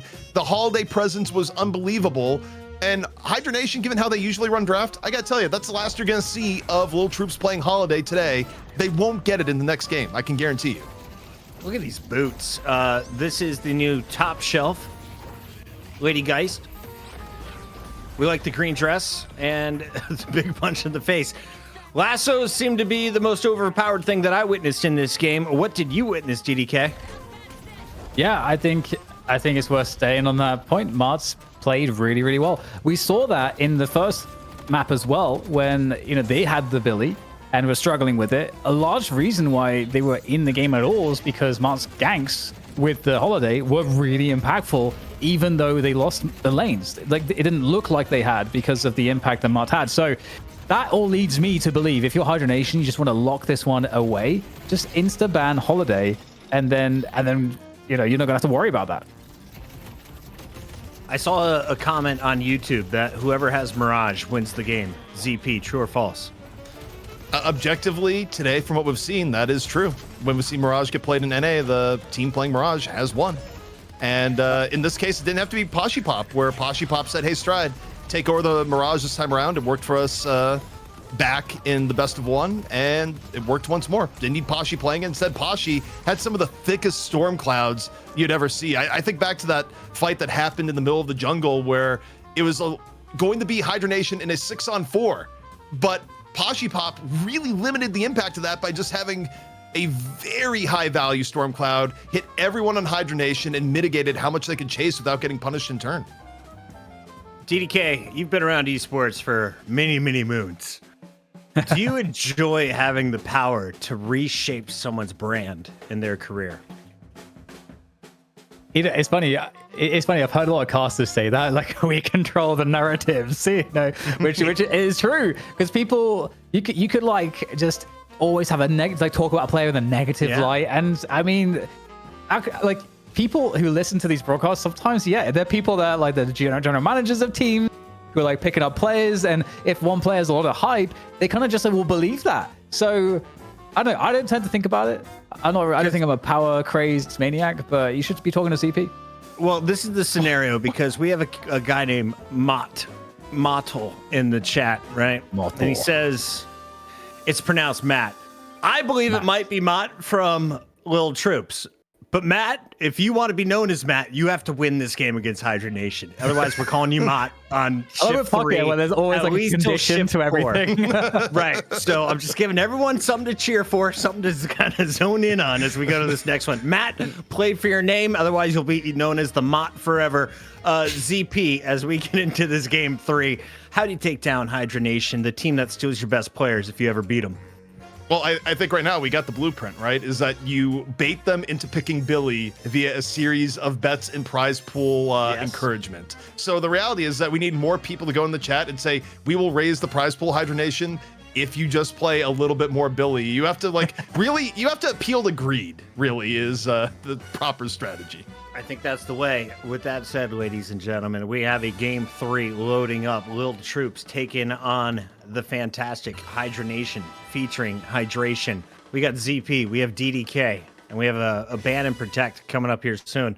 Do you guys need a break before we go to this next game, ZP? I'm good. Would you we like can just a go little straight reset? Good, because I just saw Dumb Duck 1547 say, you know what? It's not Billy's fault. I am no more. I'm not just good with 100. He's good with 150, a $50 bonus. Thank you, Dumb Duck 1547. You now have earned the number 2 spot this week, right behind Wick DL, who kicked off the show with a $300 bonus.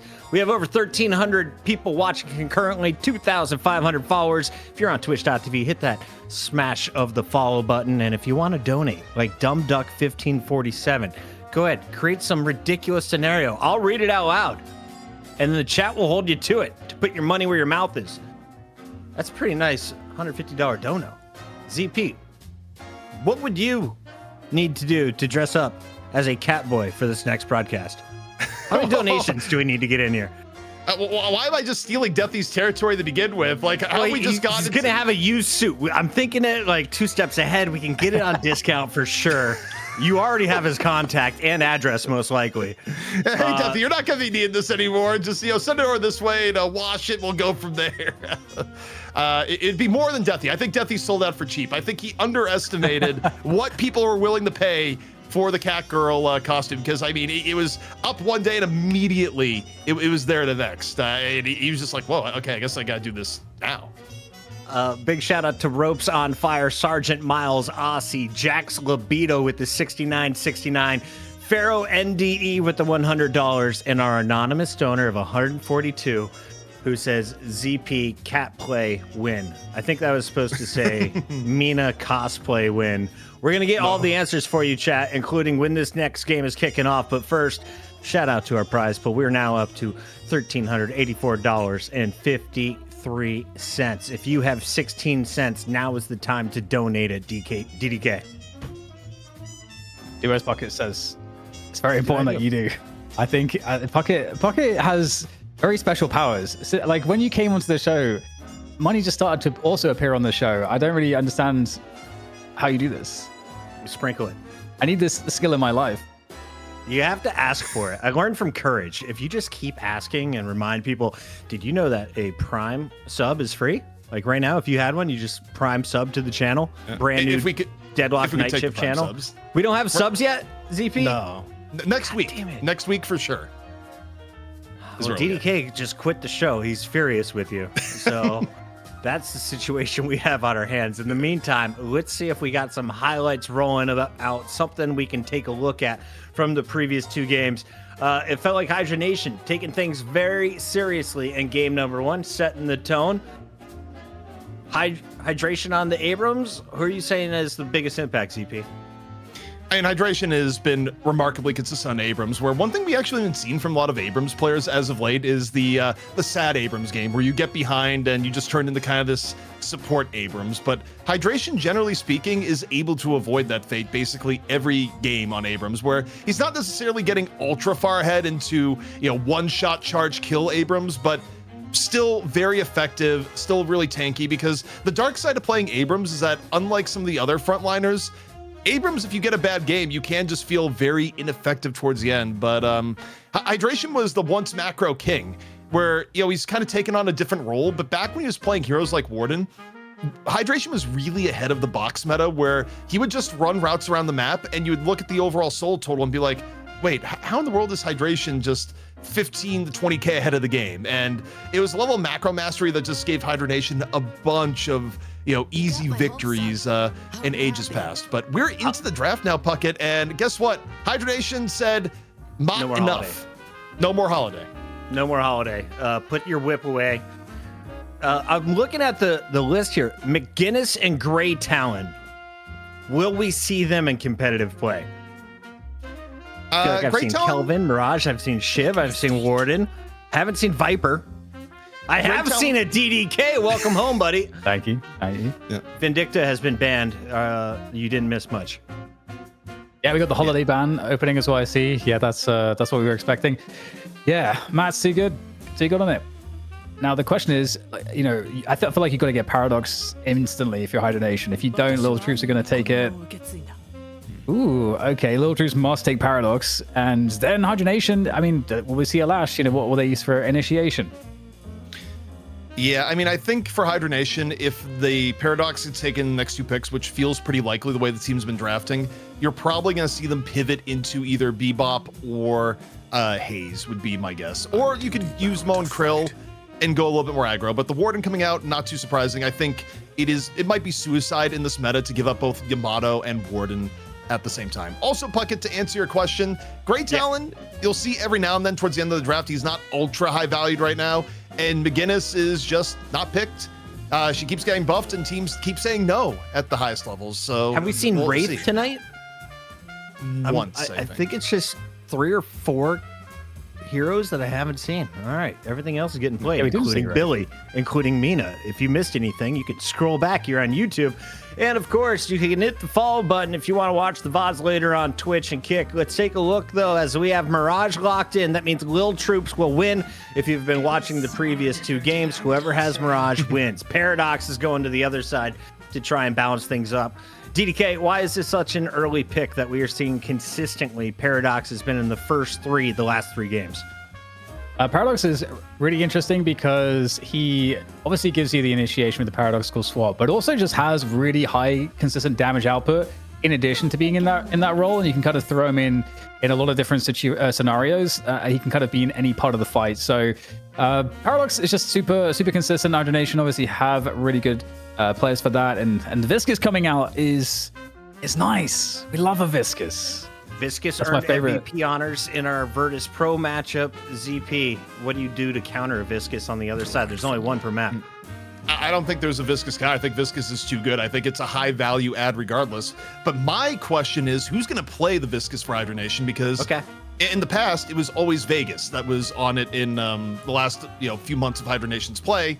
If you go back further into the past, it was Hydration that was picking the Viscous. So if we don't see an Abrams get picked up by Hydra Nation when normally they've been playing the Abrams, you could probably take that as a tell that the Viscous may be getting played by Hydration, but we'll see. There's multiple ways that can go down, and I'm just curious exactly how the Hydra Nation hero pool is going to be.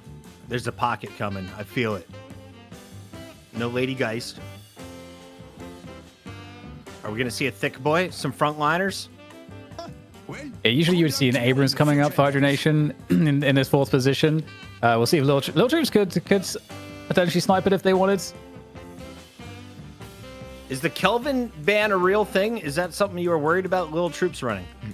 Yeah, I think it is. I think especially when you're worried about your team fight presence in the mid to late game. And also, Kelvin is one of the biggest spoilers on Yamato. You want to go in with Shroud Transformation and a Frozen Shelter comes down. It is going to impede you regardless of if you are in the dome or out of the dome. So yeah, I think banning the Kelvin when you're running Yamato, running Paradox, and you want to make sure that your kills actually happen, not having a Kelvin coming in and being able to just save people out of nowhere, that's pretty beneficial.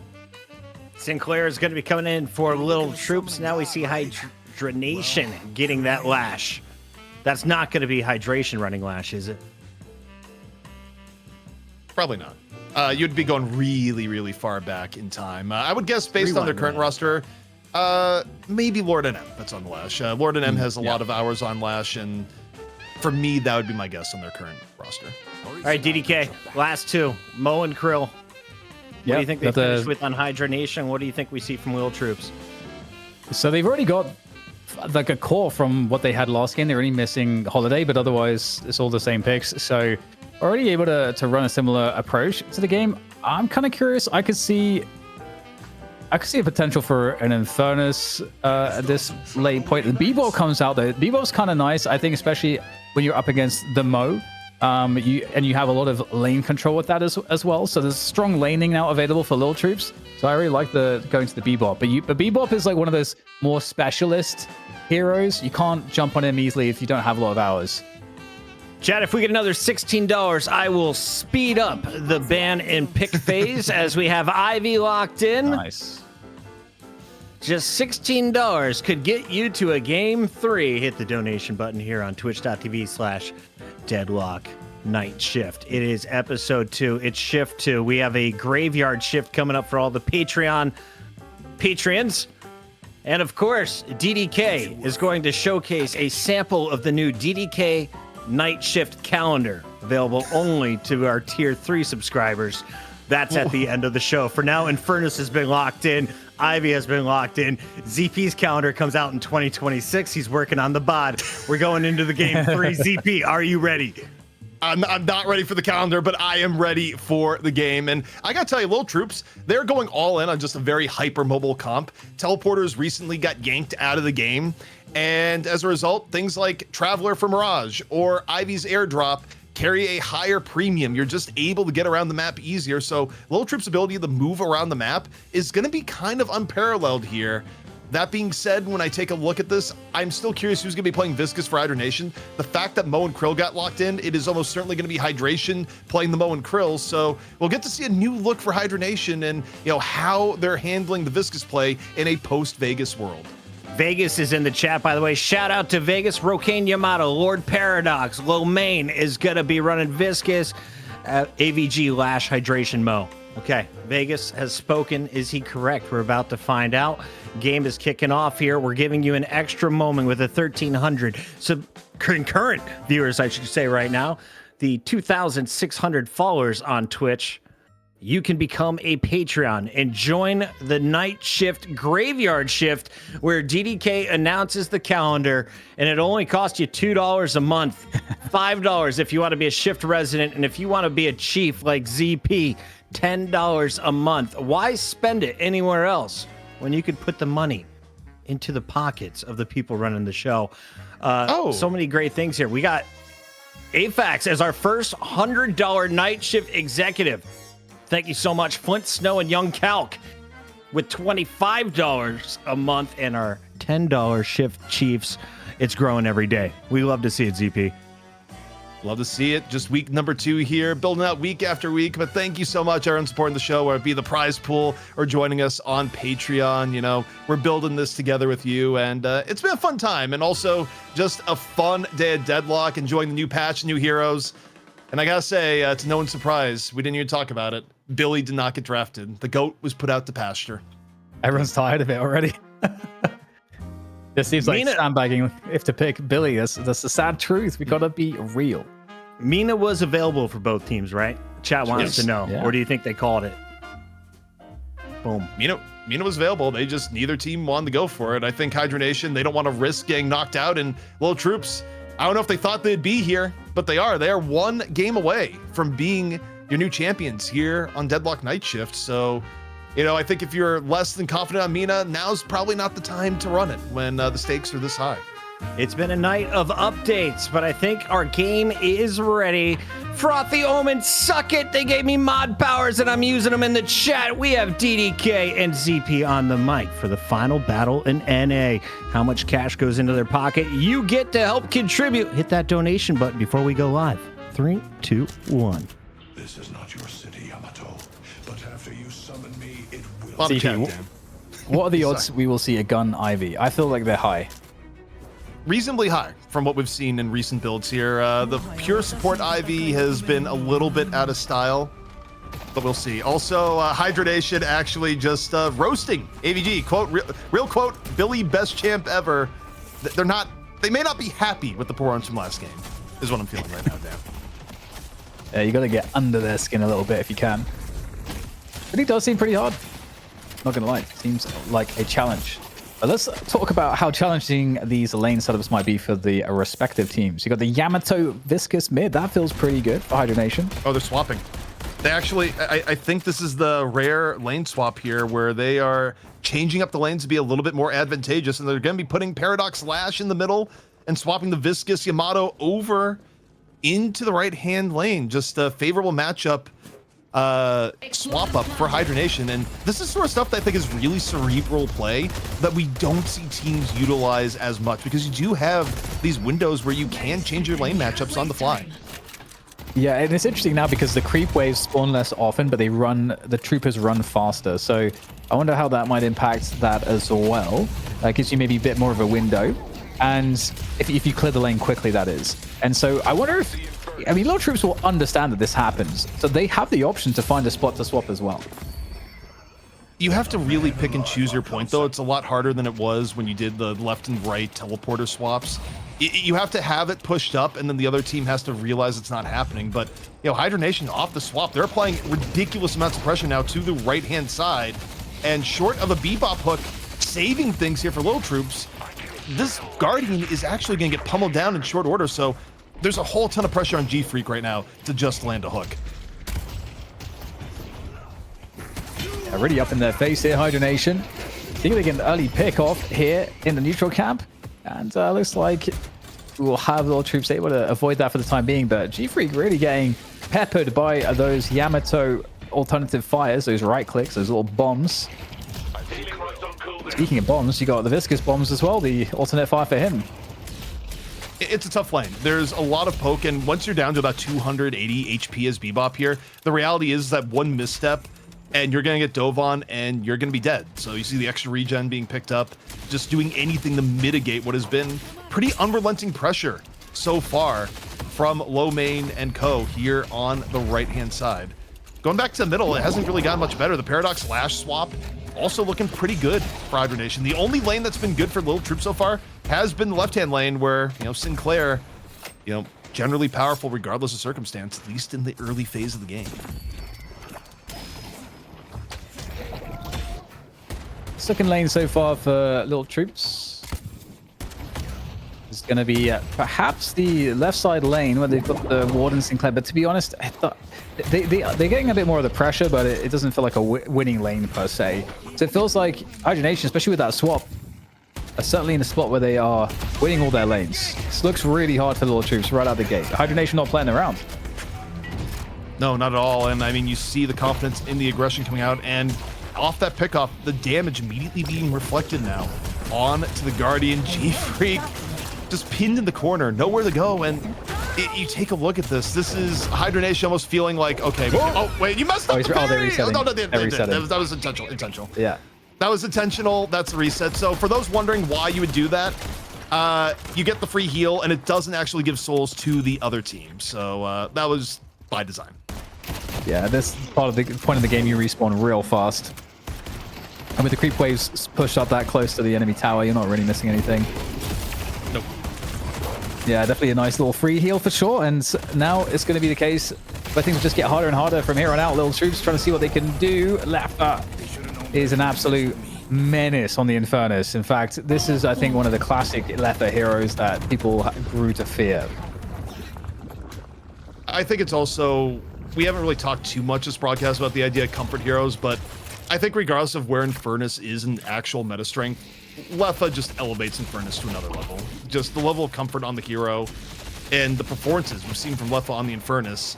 He pulls off the impossible, and I think more than norm makes Infernus more deadly earlier in the game than what is the norm for the average Infernus player. We have a right now Lash actually for Lil Troops, or rather for Hydronation, making his way, was making his way across for a potential gank to the left lane, but coming back to mid where there is action as well. And there it is. There is the ult, the Death Slam from Lash. So it really worked out to come back to this mid lane. Oh, Ivy, though, that mobility not quite enough, just so very close, but there is the conversion coming in for Hydronation with that last pick. AVG having a much more fun game than the last one. Already drastically outperforming the Billy performance, but middle Guardian surely about to fall here, and off the mid Guardian. Now you're going to see plenty of roam power here, where more than likely it's going to be Lord NM going around the map trying to make plays, but you know, Charity starts at home here, and instead you're going to get sent back to spawn. Paji Pop able to at least punish the Guardian take with the quick Storm Cloud.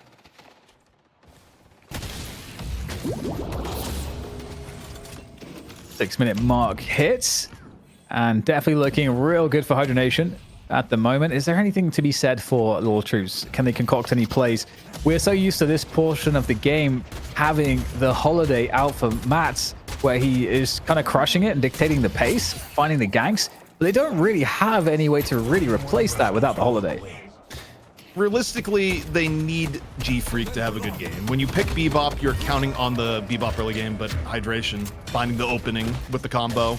And, I mean, you look where Hydronation is right now, very soon likely to get the right-hand Guardian. A little bit more pressure coming in. You see Rocane, gonna drop the Shout Transformation in a decent spot to continue the assault. Plus Hydronation just holding W going forward. I don't think they can get the Mirage here, but certainly by forcing the Mirage this far back, you get the Guardian. Yep, Guardian goes down. Another bit of cash in the hands of the Hydronation team. And more map control as well. Response coming for the defense of the left side for Lil Troops. Nice connection on the hook. It's going to be uppercutting the opponent straight away again. And this Hydra Beam coming out too to defend this position. I feel like Hydronation were thinking about maybe getting more pressure on. They do have 3 players here, but that Hyper Beam definitely delays that. But now the Hyper Beam is gone, so they can reset back in. So Lil Troops, they have an additional player that's come across. It is Ivy. Matt is in the mix. Quick little hook attempt coming out from G-Freak. And the way Hydronation have been playing this, I think it's not if, it is when that they pull a third over to left and methodically just continue pushing macro objectives. They already have a bit of an edge in the left-hand side. And the deep dive right now on the Ivy, what a change of pace here for Matt, who was the aggressor last game on the holiday, instead just getting bullied back in the spawn, courtesy of the Paradox play of Lord NM. You can just see on the map where like 70% of the map is kind of in control for Hydronation at the moment. That's we talked about how crucial this is. And Lil Troops now 5 players between the left and mid lane at the moment, so might be thinking about going for something as we see the chase hit. That parry was very well timed. The parry onto the puddle punch, which otherwise, if that had hit, I think you'd be looking at a area where Stride probably would have been caught there. Like I don't think Stride gets away alive. So the parry super important to just stay alive. Meanwhile, G-Freak doing a little bit of Gamba. Things quieting down here a bit, DDK, after Hydronation getting their initial advantage. Yeah, it's that sort of pre-10-minute earn and buffs lull. Now, as we're a minute away from that, at the same time, here is the major action. It is 2 players for Hydronation pushing the left tower, but a lot of attention is coming across from Lil Troops.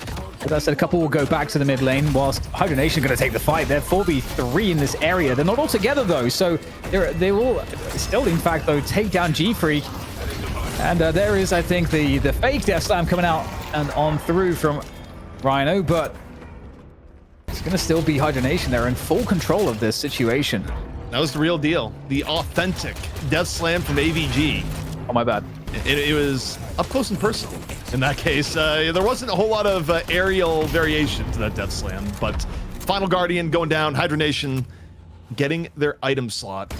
You look at the map, and Lil Troops nowhere close to even getting a single Guardian down. So at the 10-minute mark, you talk about the qualifications for a good early game.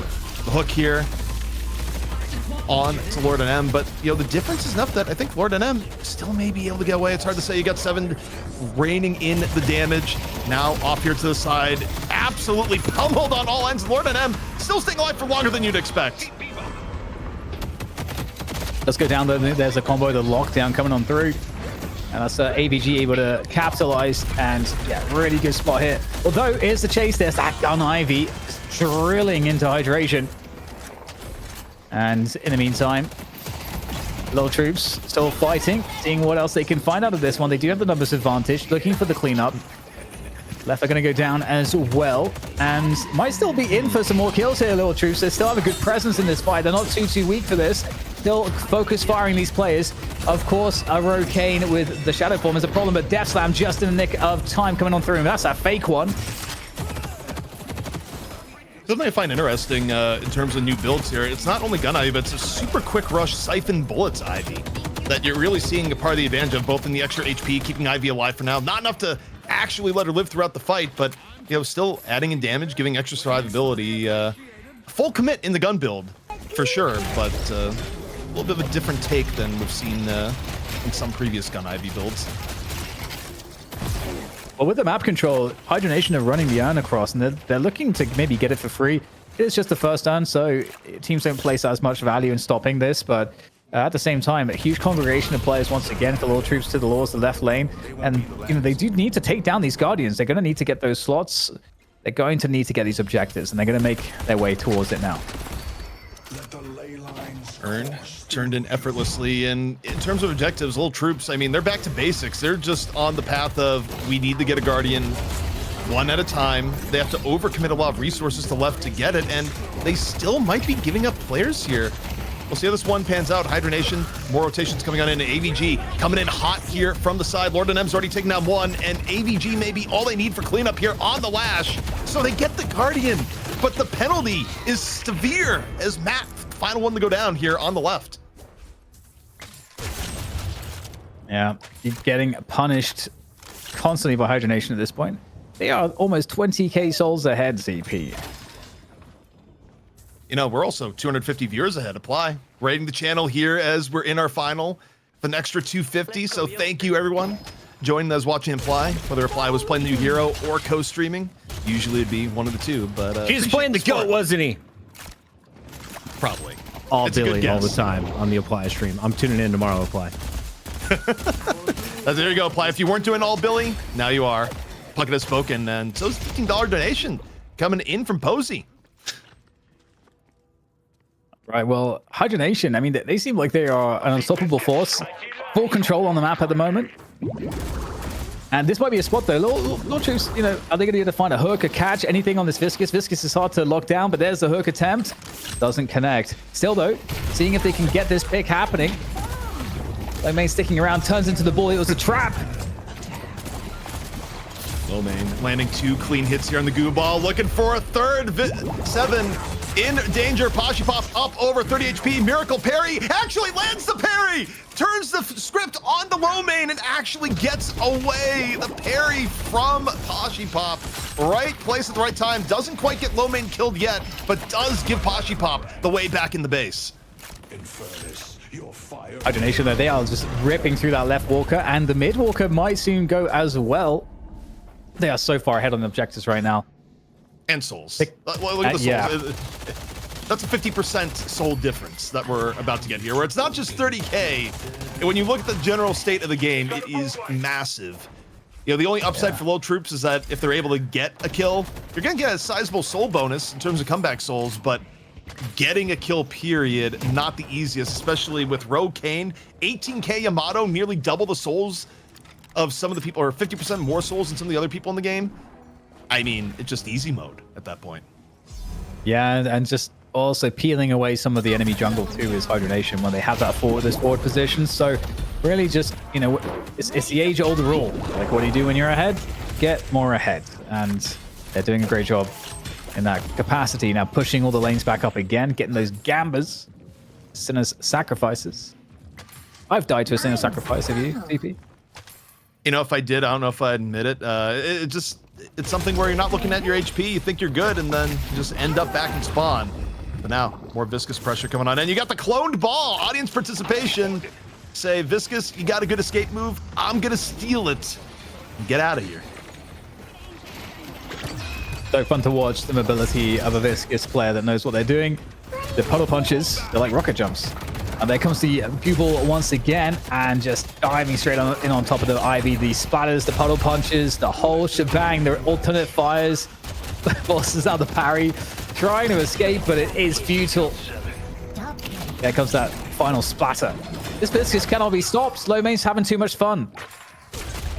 Low main making it work. The brutal chase down on the mat to start things off. And I mean, you look at any metric on the screen right now, it's in Hydronation. Lil Troops, most of the team dead and in spawn. Economy, all Hydronation. Mid boss being taken by Hydronation. Earn control, probably about to go Hydronation. It's like the old Bugs Bunny skit where Bugs Bunny was playing every single position in baseball, except it's Hydronation just having every single objective and stat on the map right now. That's looking really, really good at the moment as everyone piles on in, looking to secure the rejuice as they exactly what they'll do. We hear the Death Slam in the distance, but Hydronation just chilling right now, and there's not much that can be done here. They are so far ahead. The stat check, as you like to refer to it, really is quite real at this point, and it's going to get worse because here comes the earn drop-off as well to add insult to injury. If you like AVG who tried to play Billy, you can now donate to the prize pool because he's likely going to win the game. All you have to do, hit that donate button next to your screen. Can't disagree. Things are all looking good for Hydronation. And I mean, look, if there's one big change they made from map 2 to map 3, not to be reductive here, Dan, but not playing Billy seemingly has worked some magic here for Hydronation. Rokane's kind of popping off as well. Is this expected? Like every time he loads in, he's just going to go on a 10 streak? Rokane's done this a lot on multiple different heroes. Usually, you're not going to see it as often on Yamato nowadays, but I don't even think it's been the first time I've seen Rokane have this level of game on a Yamato, where what you see from a player Yamato when you get this far ahead, they just have the confidence to go in on fights, but Warpstone actually may be enough to save Lord NM here, was able to get away before getting hit by Bebop's uppercut, and yeah, lives to tell the tale. Yeah, very slippery. That Warpstone coming in handy. Oh man, are they gonna get a sub 20 finished? It seems possible. I could beam in to slow things down a little bit. That Bebop. Spirit damage, I want it to be higher right now, but life has been tough on the Lil Troops side of things. Wow. The soul difference is 50k at 17, 18 minutes. That's very crazy. That's sizable. That's what you'd call good game in most cases. Into the fountain! Rips him out of the safe zone, drops on down. Ground strike after the death slam. Pashipop G-Freak down. Lash, the one character in the game, arrogant enough to say not even your fountain can save you from me. Another 3 going down. The shrines about to be taken out. And after that, first stage patron, Dan, not going to be living for long. Yeah, they don't show any signs of slowing this one down or retreating. There's no real argument to do so. They're so far ahead. Still got a rejuve left as well to... Oh, wow. Are they're actually pulling out? I didn't think they had to. You know, in this case, I think Hydra Nation, knowing that the championship is at stake, they're still playing it by the book. But also, I think they could have thrown the book out and just won here and there. Lil Troops has basically nothing left in the tank. That may be part of the reason for it, too, if you look at it. They do have a lot of ults that were just either coming back online or still down. So maybe they just want to give enough room for O'Kane to do one last shout transformation and 1v4 before it's all said and done. It's coming. It is right around the corner. Look at this. I mean, I really love how deep Viscuses can get to like force out bad plays from the opponent. We actually did see that a few times from low main in this game. But I don't think I have time to talk about a ZP because they are looking to finish it right here, right now, in the patron pit, getting busy, getting weird like Pucker's been talking about. That's happening right now. Oh no, the Death Slam coming on into the fountain. We love to see it. Clone Death Slam into the fountain. The fountain, the one thing that may be strong enough to miss Hydronation, but not quite. The patron still getting pummeled. Clone Death Slam, not quite enough. And Hydronation defend the throne here on Deadlock Night Shift number 2. We'll see them clocking in again next week to see if they can defend their position in the company. The sticky stuff was the difference there. Viscous popping off in the end. Hydronation and hydration. Another W. Another big chunk of cash from the community. You love to see it. And we're going to be talking with the winner here on the show. We'll also be chatting at the end of it with our Patreons in the graveyard shift. For now, though, we got to wrap up a fantastic evening. And DDK, I want to start with you. What did you love most about Game 3? I think seeing Hydronation just taking their full form, you know, because they were having some fun in that second map, but in that last one, you got to see why they're so good. You know, a lot of the, like, just off the rip, as ZP was highlighting, the lane swap. We don't really see any other teams do that, but it's pretty instrumental to have a really good early game. And Hydronation, they're going to find all the ways to min-max it to show us how the game should be played. ZP, who got the best upgrade with the new cosmetics, the patch notes, and everything else that came out for this week's show? I gotta tell you, I'm still partial to Vindicta. I think Vindicta was one of the original heroes in the game. You know, it was one of the earliest models coming on in, and Vindicta, I mean, not only did she get the full high poly, you know, refined skin upgrade, but she also does this like ghostly shifting thing where she's like phasing in and out of existence because, well, she is a ghost in lore. So yeah, I mean, Vindicta looks fantastic, and I just wonder where it's gonna go once you start getting skins and other customization into the game because cosmetics have been wild, but you know, gotta give a shout to Lash. Lash also got his upgrade. Definitely went to the gym a bit here. AVG popping off after playing the Billy for us. Paradox and Lord NM constantly in our feed. We saw Rokane go on a ridiculous run as well, and then of course, Low Main finishing the game with the Goo Man, the Viscous, who was our MVP. We're buying time. Production has requested it a minute 30 seconds ago. Have you decided, DDK? Is there one player that shined the brightest amongst all of these on Hydra Nation tonight? I mean, it's probably Rokane. It's an argument between Rokane and Low Main. One of the Ains. One of the Ains, yep. One of the Ains. The main Ains. Tip it over the edge. Which one would you say? I'll say Rokane. I think Rokane was consistent even in the game that Hydra Nation ended up losing. Part of me wanted to say AVG just for the value of not picking Billy in the final map, yeah. which was also a critical decision based on how they played it back in the second map. He deserved MVP for playing the Billy in a grand final. Granted, they were up 1-0, but you're still wasting a game with a Billy. You don't know what's up. It didn't work when you watched it the last time. You think you're better, you'll make it work. Billy's riding the struggle bus on our opening day, ZP. You know what, though? I feel like that kit has potential, and it may be next week where it's nothing but Billy or Billy getting banned because the players are going to have a week to figure things out and know how to min-max Billy. But also, we got other heroes coming on in. There's vote campaigns going on right now. So far as I can tell, the campaign is between Paige and Doorman. There's a lot of Doorman enjoyers, but lots also of a lot Doorman of people in the chat that want Paige. So we'll see. One of the two. What would you vote for, ZP, and why did you say Paige? I mean, I gotta vote for Paige here. I just think the Paige like setup looks cool. She looks like she's maybe more of a supportive character type of deal in terms of just, you know, whatever's gonna be going on within the book. I gotta be more for Paige as far as it goes. I think it'll be interesting. They have all 6 ready to go, and they're just teasing the community. They're like, no, you guys decide. You fight amongst each other, and then we'll just release it. I think we are ready to release our player of the match here in just a moment. DDK and ZP have narrowed it down to the Ains, the main Ains, but which one was your player of the match? Employee of the night is Rokane. Let's take a look at some of the best plays. DDK, walk me through this spree. Yeah, it's hard when you've got a Yamato, not to likely find them in the highlights at the end of the game. It's that kind of a hero where if your teams enables you to have a good start, and also like you are able to have a good start because you're Yamato and your laning is one of the strongest in the game. And we saw the lane swap actually happen to like better enable that, and we get to see the dominance here from Rokane, obviously just doing a great job finding these fights and being an absolute menace. It's just business as usual for Rokane, I'm afraid. I think when you look at Rokane and what Rokane brings to Hydra Nation, Rokane is just stable. I really cannot think of too many times where I've looked at Rokane and been like, wow, Rokane had a bad game. There's other players that you could point to in Deadlock where they're very hit or very miss, but Rokane is rarely the reason why Hydra Nation loses and will still come out with games like we saw here today of just pure consistency on the Yamato.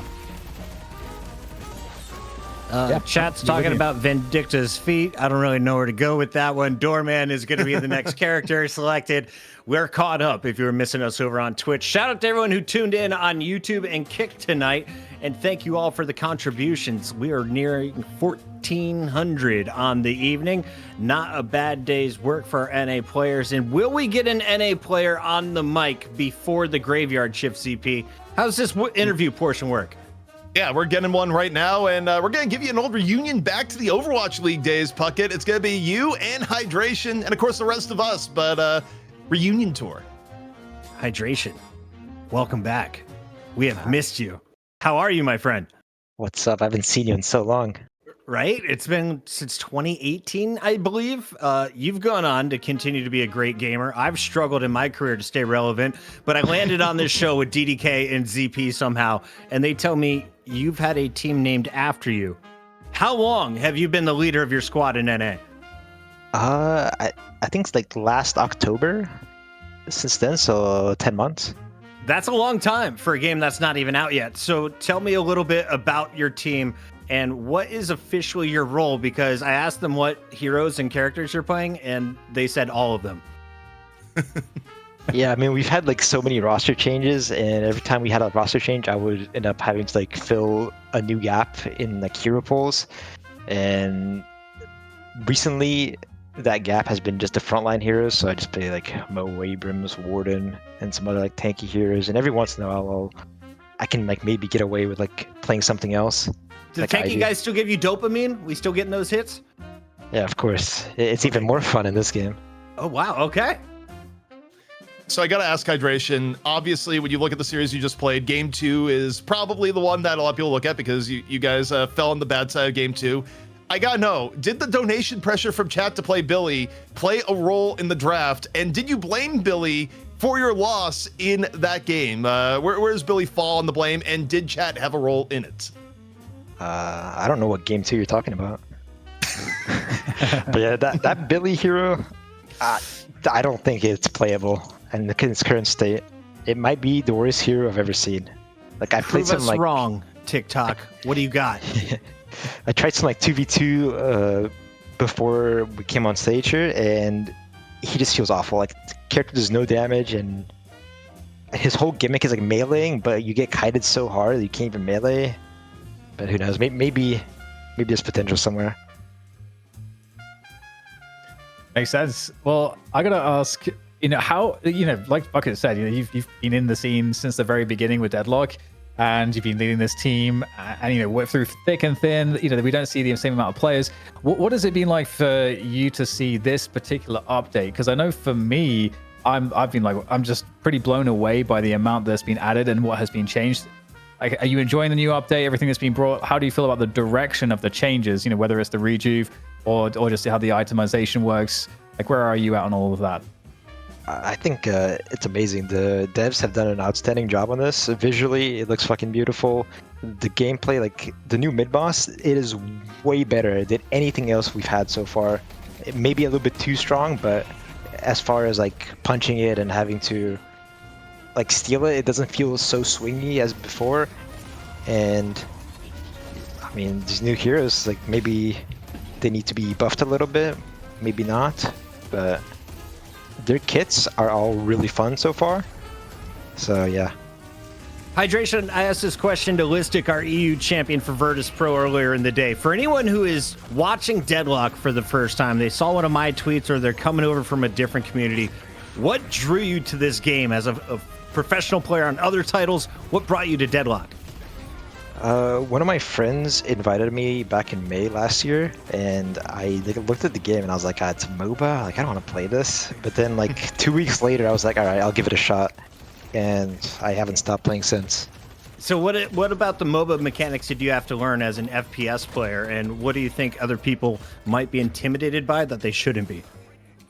Like the biggest thing you gotta learn about is just like where to be on the map at all times. That's like probably the hardest thing about this game, and it's something that will come with like just practice and just playing more and more, and eventually it'll become like second nature to you. Final question. Is there an IGL on every squad, and are you that player for your team right now? I'm not sure about other teams, but like on our team, we kind of everyone like does their part for the most part. And who called for the lane swap that last game? Last game? Was there a lane swap in the last game? At the very beginning. Yeah, you guys did the swap between mid lane, the right lane, or at least right lane from our perspective. I think it would have been right for yours, but yeah, you guys swapped with mid lane. It might have been average then. I don't remember. Yeah, AVG it wasn't my lane, taking the calls. It wasn't his lane. Hydra was already taking care of business at the front. That's what Hydration does. Hydration, thank you so much for joining the show. You are a legend. It is great to see you still winning no matter what title you pick up. Thank you. Appreciate it. That is Hydration from Hydra Nation. They just banked 700 of your guys' dollars. Thank you for the contributions here to Night Shift Episode 2. And ZP, the show isn't over. What's next for us? That's right.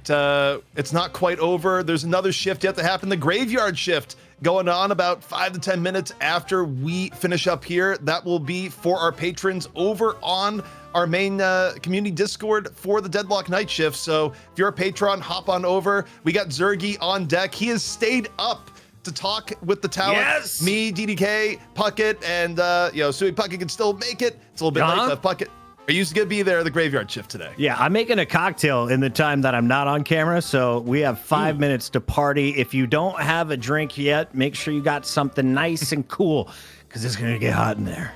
It's the Graveyard Shift. That's when DDK's shirt comes off. That's how we're going to close out the show. Thank you all for tuning in to the Night Shift. DDK, final thoughts before we let you go. My final thought is, what do you think about Deadlock? This is your first broadcast ever. What, like, do you like the game? You're going to play it? You're going to see more of you? You're going to run So off I into get the about night? 6 hours of gameplay a week with a 3-year-old. So yes, I'll definitely be spending all 6 of them late Sunday night into Monday morning playing this game. I think I'm definitely going to have to play Pocket. Puckett's Pocket sounds like a Insta gamer tag for me. And yeah, I'm down to be carried by you and mostly ZP for all of my NA games. Thank you guys for bringing me into the mix. Final thoughts on Deadlock. If I could make changes here, speed up the bans and the protects and all that stuff, as we always do. A forfeit button in the future, right, ZP? And we'll see. We'll see on the forefront. And more buffs to Billy. He better be strong before we see him again next week. Figure out the builds. Until then, we're signing off air, and we'll see you in the Graveyard Shift just a bit.